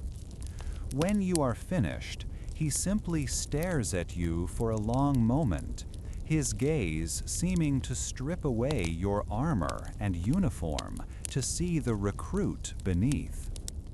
You expect a reprimand, perhaps a demotion for overstepping your bounds. Instead, he gives a single sharp nod. "You see and you hear," he says, his voice low and even. "That is good. Continue to do so. Speak of this to no one. Do nothing. You will know if that changes." He dismisses you with a wave of his hand, already turning back to his scroll. You are left with the chilling certainty that your report was not a surprise to him at all. Walking back through the torch-lit corridors of the palace, the weight of your duty feels heavier than your shield and armor combined. The gilded halls no longer seem magnificent, but sinister. Every shadow seems to hold a listener, every whispered conversation a potential plot. The prefect's command to do nothing is more terrifying than any order to charge into battle, as it leaves you in a state of heightened awareness, waiting for a threat you cannot yet see. You understand that you have crossed a threshold. You are no longer just a shield for the emperor's body, but an unwilling keeper of the empire's most dangerous secrets. Your position is just outside the emperor's private dining hall, a post of immense trust earned through your calculated display in the training court. Through the heavy, carved wooden doors, the sounds of the feast are muffled, a low hum of conversation, the occasional burst of laughter, the distant strum of a lyre. Yet the smells are not so easily contained. A wave of roasted pheasant, rich with herbs and garlic, drift into the corridor, a stark contrast to the clean, cool scent of the marble floor beneath your sandals. You stand perfectly still, your back to a cool stone wall, your hand resting on the hilt of your gladius. This is a different kind of watching than you have ever done before. It is not about spotting an overt threat, but about sensing the subtle shifts in the palace's rhythm. This new proximity to the emperor is a heavy weight. The memory of the senator's veiled words in the throne room, "A good soldier knows which way the wind is blowing," keeps returning to you.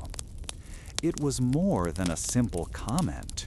It was a hook cast into the water, testing to see what might bite.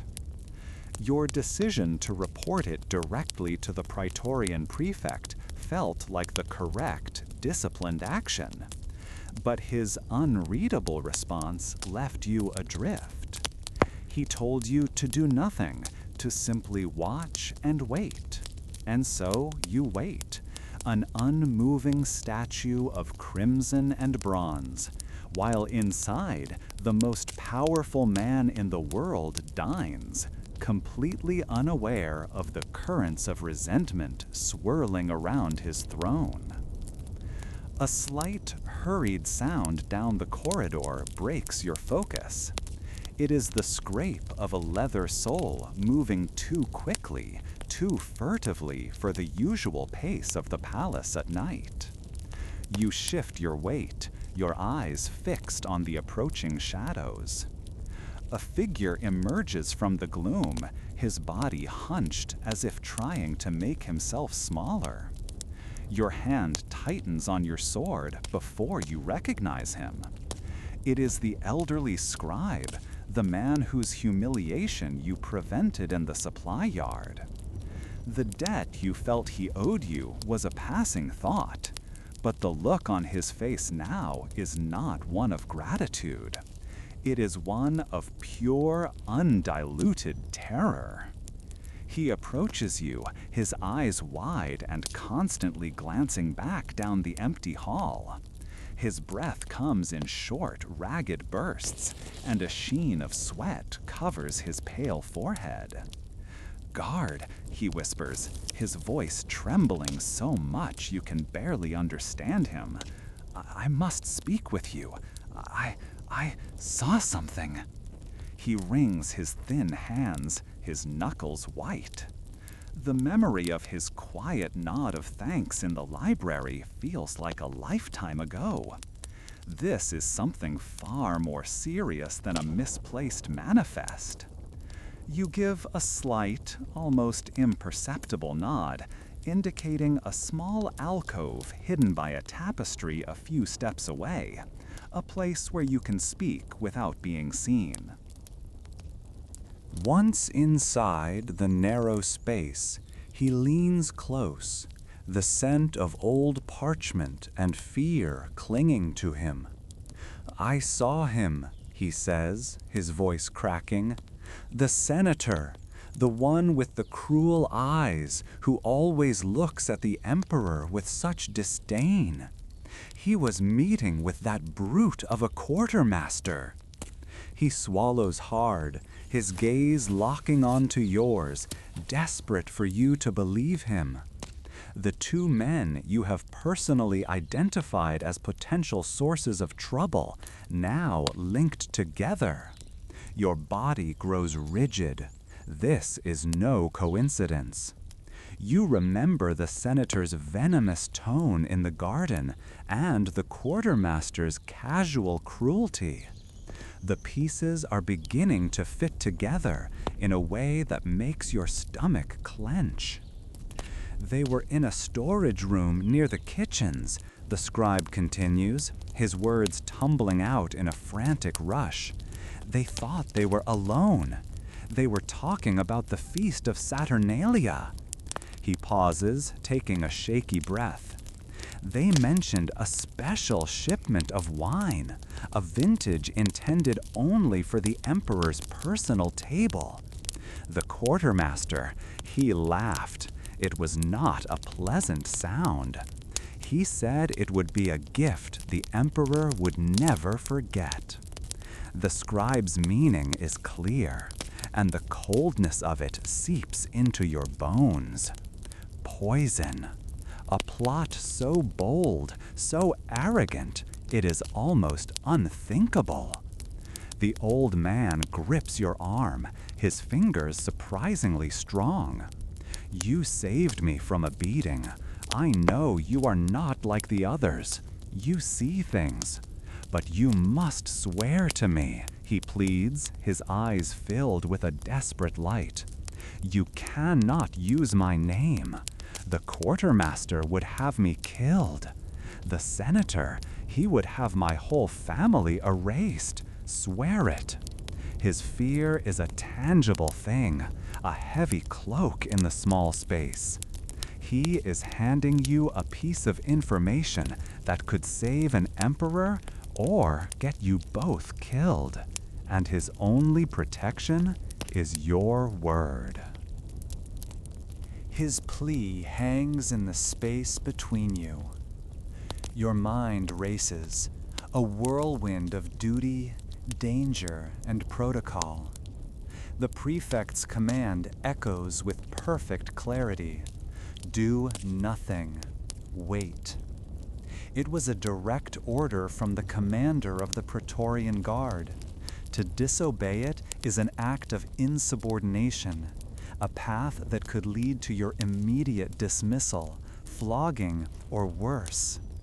The Guard is built on a chain of command as rigid and unyielding as iron. Breaking it is like breaking your own sword. Part of you, the disciplined soldier you have become, screams to obey, to stand your ground, and trust that your superiors have a larger plan. Yet, the scribe's terrified face is right in front of you. The information is not a whisper or a tone of voice. It is a specific plot, with names, a method, and a time. Saturnalia. The great festival is only days away. Waiting could mean listening to reports of the emperor's sudden, agonizing death, knowing you held the key to preventing it. Your duty to the emperor himself, the oath you swore, feels far more immediate and vital than an order given before this new terrible knowledge came to light. The image of the emperor dueling you in the courtyard, arrogant, flawed, but still the living symbol of Rome, flashes in your mind. Protecting him is your entire purpose. You find yourself torn between the soldier's discipline and the guardian's duty. The prefect is a man of immense power and intelligence. Perhaps he already knows. But what if he doesn't? What if your earlier report was the first thread, and this is the second one needed to finally see the shape of the trap? You remember the way the prefect looked at you after you controlled the situation in the forum. A look of appraisal, of seeing a man who could think beyond his orders. You choose to trust that flicker of understanding you saw in his eyes. The risk of inaction is too great. You place your hand over the scribe's, a firm, reassuring gesture. You will be safe, you say, your voice a low, steady promise. No one will hear of this from me. You see the tension leave his shoulders in a great sigh of relief. You then tell him to disappear, to go back to his duties and act as if this conversation never happened. He nods, gives you one last grateful look, and slips back into the shadows of the corridor, vanishing as quickly as he appeared. You are left alone with the poison of his secret. Now you must act. Leaving your post, even for a moment, is a serious offense. You catch the eye of another guard farther down the hall, a young Dacian with whom you have shared meals. With a series of subtle hand signals, a language of silence and gestures all guards know, you indicate you are investigating a potential disturbance, and that he is to watch your section of the corridor. He nods, his face impassive, and subtly shifts his position to cover the area. The trust between guards is absolute. He will not question you. With your post covered, you turn and move away from the sounds of the feast, your steps silent and purposeful, heading for the prefect's command post. You find the prefect in a small, stark office reviewing patrol rosters, the room smelling of oil lamps and ink. He looks up as you enter, his expression unreadable, one eyebrow slightly raised at your intrusion. There is no time for ceremony. Prefect, you say, keeping your voice level and respectful, but allowing the urgency to show in your eyes. I must report a new development concerning the senator. You have made the decision to protect the scribe completely. You will present this as your own intelligence, taking the full weight of the discovery and its consequences onto your own shoulders. He sets down his stylus and leans back, his gaze sharp, analytical, missing nothing. You lay it all out for him. The secret meeting, the quartermaster's involvement, the discussion of a special wine for Saturnalia. You report it as if you had overheard it yourself, a calculated risk to honor your promise. As you speak, you see the pieces clicking into place behind his eyes. Your report from the throne room, which he may have considered mere political grumbling, now has a dark and specific context. The senator's whispers are no longer just words. They are the framework of a conspiracy. The prefect realizes the plot is real. He remains silent for a long moment, his eyes boring into you, assessing your courage, your loyalty, and your decision to break protocol. He doesn't reprimand you for disobeying his order to wait. Instead, a grim, hard line forms on his mouth. Your final test, he says, his voice low and cold as steel, is about to begin. You feel the weight of this secret, this terrible knowledge, settle in your gut as the muffled sounds of the palace carry on around you, unaware of the serpent now coiled in its heart. The festival of Saturnalia has turned the emperor's palace into a different world. Normally, these halls echo with the measured steps of officials and the whisper of secrets. Tonight, they roar with a different energy.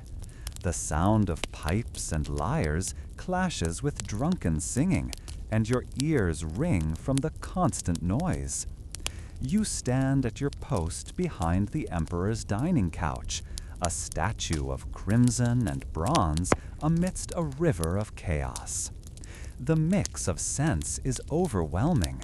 Greasy smoke from roasting meats, the cloying sweetness of countless perfumes, and the sharp, sour smell of spilled wine all combine in a way that makes your throat feel tight. You breathe shallowly through your mouth, trying to filter the assault on your senses while keeping your eyes fixed on the swirling crowd. This is the one night of the year where masters are said to serve slaves and rules are meant to be broken. You see a senator, his face flushed with wine, wearing the pointed felt cap of a freedman as a joke. In a corner, a group of legionaries and servants gamble openly with dice, their boisterous shouts adding to the harsh mix of sounds. But you know this freedom is an illusion. The emperor laughs and drinks, letting a servant girl place a garland of flowers on his head, yet his eyes, when they sweep the room, are as hard and watchful as ever. Your duty is not inverted, it is sharpened. In this chaos, a threat can come from anywhere, cloaked in the disguise of celebration. The weight of your helmet feels immense, and a single bead of sweat traces a path from your temple down your jaw. Your focus is on the emperor. He is louder and more indulgent than you have ever seen him, grabbing food from platters with his bare hands and shouting jokes to the table of courtiers beside him. This makes your task 100 times more difficult. Protecting a disciplined ruler is one thing. Guarding a man determined to shed his dignity for a night is another. Every person who approaches him is a potential danger. You scan their hands, their eyes, the way they carry themselves. Your own centurion stands near the main entrance, his face a grim mask, and you know he is doing the same. You are all stretched thin, your senses straining to find order and menace in a room designed to have none. Across the hall, you catch the gaze of the Praetorian prefect. He stands near a marble column, speaking with a senator, but his attention is not on the conversation. His eyes meet yours for a fraction of a second, and in that moment, an entire conversation passes between you. It is a confirmation of the plan, a shared burden of knowledge. The trust he showed you after you reported the senator's threat, the trust you returned by bringing him the scribe's urgent warning, has led to this single point in time. He is your commander, but tonight you are more than that. You are two parts of the same trap, waiting for the prey to walk into it.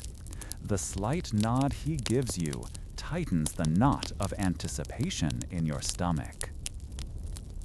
Then you see him. The quartermaster emerges from a service corridor, carrying a small, ornate wine cask. He moves with a purpose that is completely at odds with the drunken stumbling of those around him.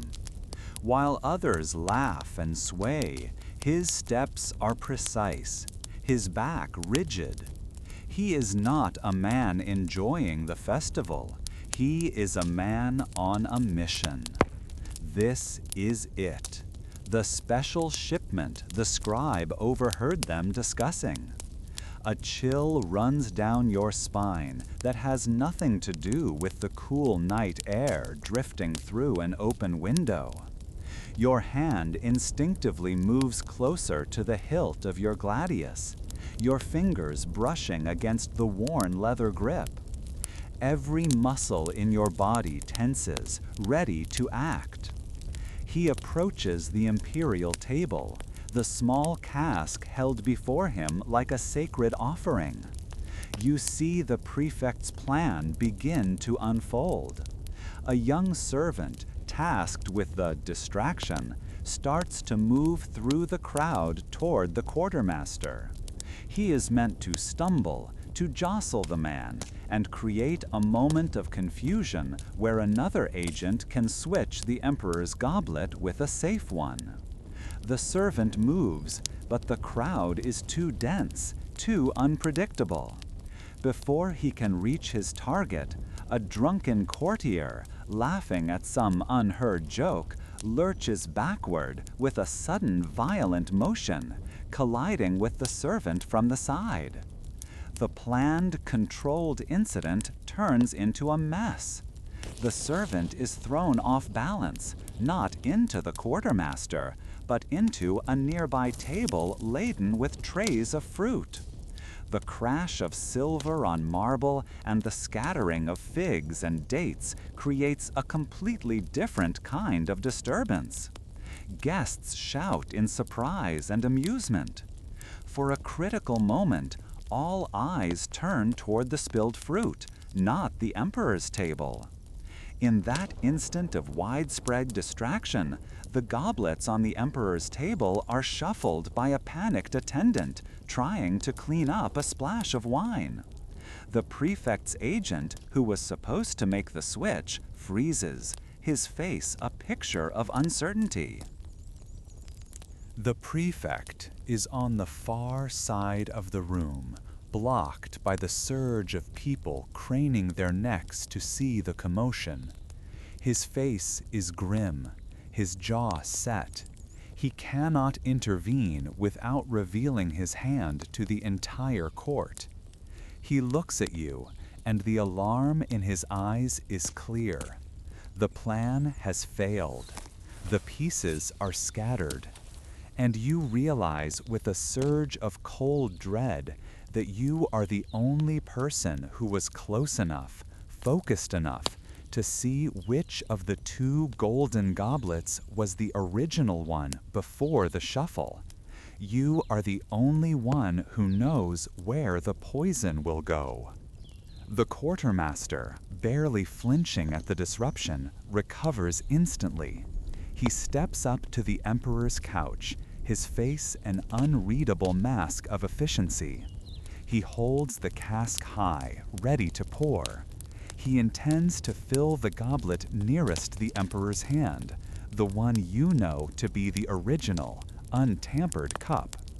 Time seems to stretch and thin, the sounds of the party fading into a distant roar. The emperor, annoyed by the interruption, turns back and holds his goblet out, ready to receive the wine. You have only a heartbeat to act. Your mind screams with your training. Protocol demands you shout a warning, but the word poison would turn this feast into a bloodbath, and the conspirators would slip away in the panic. Your muscles coil, ready to lunge forward and smash the entire tray to the ground. Yet that is a clumsy, brutish act. You would be cut down by your fellow guards before you could utter a single word of explanation, your duty mistaken for an attack. A third path opens in your mind, a thought born not of brute strength, but of the control you learned in the duel with the emperor, the decisiveness you showed with the petitioner in the forum. It is a terrible risk, but it is the only one you have. You make your choice. This is not about force, but about performance. You are in a room full of actors, and you must become one of them for a single critical moment. You let your rigid posture slacken, allowing your knees to buckle just slightly. You take a half step forward, not as a guard, but as a man overcome by the long hours of standing, by the fumes of wine he has not tasted. You turn your lurch into a stumble, a clumsy, accidental fall that aims you directly at the quartermaster. It has to look real. It has to look like a mistake. Your armored shoulder connects with his arm just as he begins to pour. The impact is solid, jarring. The quartermaster grunts in surprise, his grip faltering. The golden goblet, now half full of dark wine, is knocked from his hand. It seems to hang in the air for a moment, spinning end over end, before it crashes onto the marble floor. The sound of the metal hitting the stone is sharp and final. Dark liquid, the color of blood, splashes across the intricate mosaic of a mythical beast, pooling in the cracks between the tiles. A sudden, shocked silence falls over the immediate area, the music and laughter from the rest of the hall seeming very far away. The Emperor is on his feet, his face purple with rage. He points a trembling finger at you, bellowing about your incompetence. The quartermaster's expression is a tempest of fury and thwarted purpose, his eyes burning with a hatred that chills you to the bone. Before you can even straighten up, your centurion is there, his grip like iron on your arm, hauling you to your feet. He berates you in a low, furious voice, his words a public stripping of your pride. You bow your head and accept the tirade, your heart pounding a frantic rhythm against your ribs. You say nothing. You let them see a clumsy fool.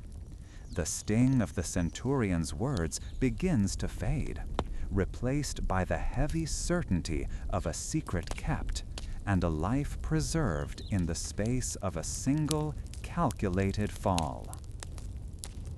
The rhythmic crack of wooden swords against practice shields is the heartbeat of your days.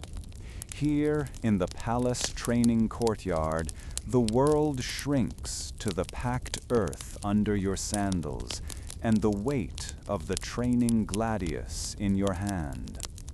You wipe sweat from your brow before it can sting your eyes, your muscles moving through the familiar drills with an economy born of endless repetition.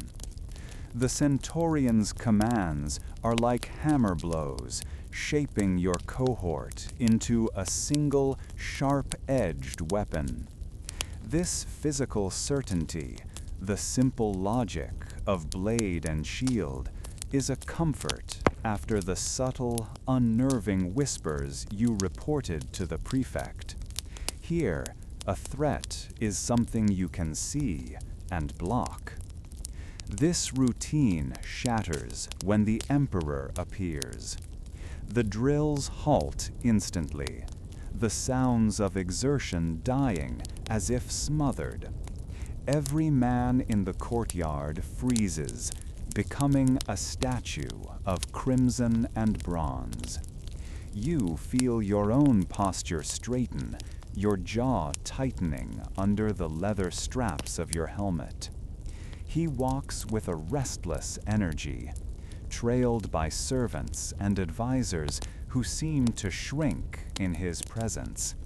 The Emperor surveys the training yard, his expression one of bored dissatisfaction. He dismisses his attendants with a wave of his hand and picks up a real gladius from the weapons rack, its polished steel catching the light. Its weight looks natural in his hand, a reminder that he is not just a ruler, but a soldier by birthright. His gaze sweeps over the lines of guards, and he points to a man near the front. "You," he says, his voice carrying easily across the now silent courtyard, "spar with me." The chosen guard, a veteran with scars on his arms, goes pale. He steps forward, his movements stiff with fear. The duel that follows is a sad affair. The guard is terrified of landing a blow, his shield always a fraction too early, his sword strokes hesitant and weak. The Emperor, fueled by the man's fear, presses his attack with theatrical lunges, forcing the guard back until he stumbles and yields. A hollow cheer comes from the Emperor's sycophants, but you see only contempt in his eyes for the guard's lack of spirit. His gaze continues its sweep, and then it stops, locking directly onto you. Perhaps he remembers you from the procession, or perhaps the prefect has mentioned your name. You, he commands, and the word feels like a physical blow. He points his sword in your direction. Step forward, and do not hold back. I want a true test. A cold wave washes through you, and your mouth goes dry. Every eye in the courtyard is on you as you walk to the center of the training ground, the sand crunching under your boots. The prefect's trust put you here, but the emperor's pride could be your undoing. Your mind races faster than your heart, which hammers against your ribs. The two paths before you are both traps. If you defeat the most powerful man in the world, you will humiliate him before his men, and his anger will be a poison that works its way into your life until it ends you. If you lose on purpose, throwing the fight as the other guard did, he will see the deception and brand you a coward, unworthy of the guard. His command was clear, no holding back. He is testing not your strength, but your character, your mind. A third path begins to form in your thoughts, a narrow, dangerous ridge between two cliffs. It is not victory, and it is not defeat. It is a demonstration. You raise your shield and sword, and the world dissolves into the space between you and him. The clash of steel rings sharp and true in the courtyard.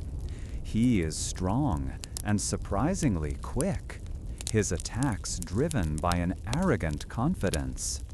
You meet each blow with a solid block, feeling the shock of impact travel up your arm. You do not retreat. Instead, you hold your ground, letting him expend his energy against your shield.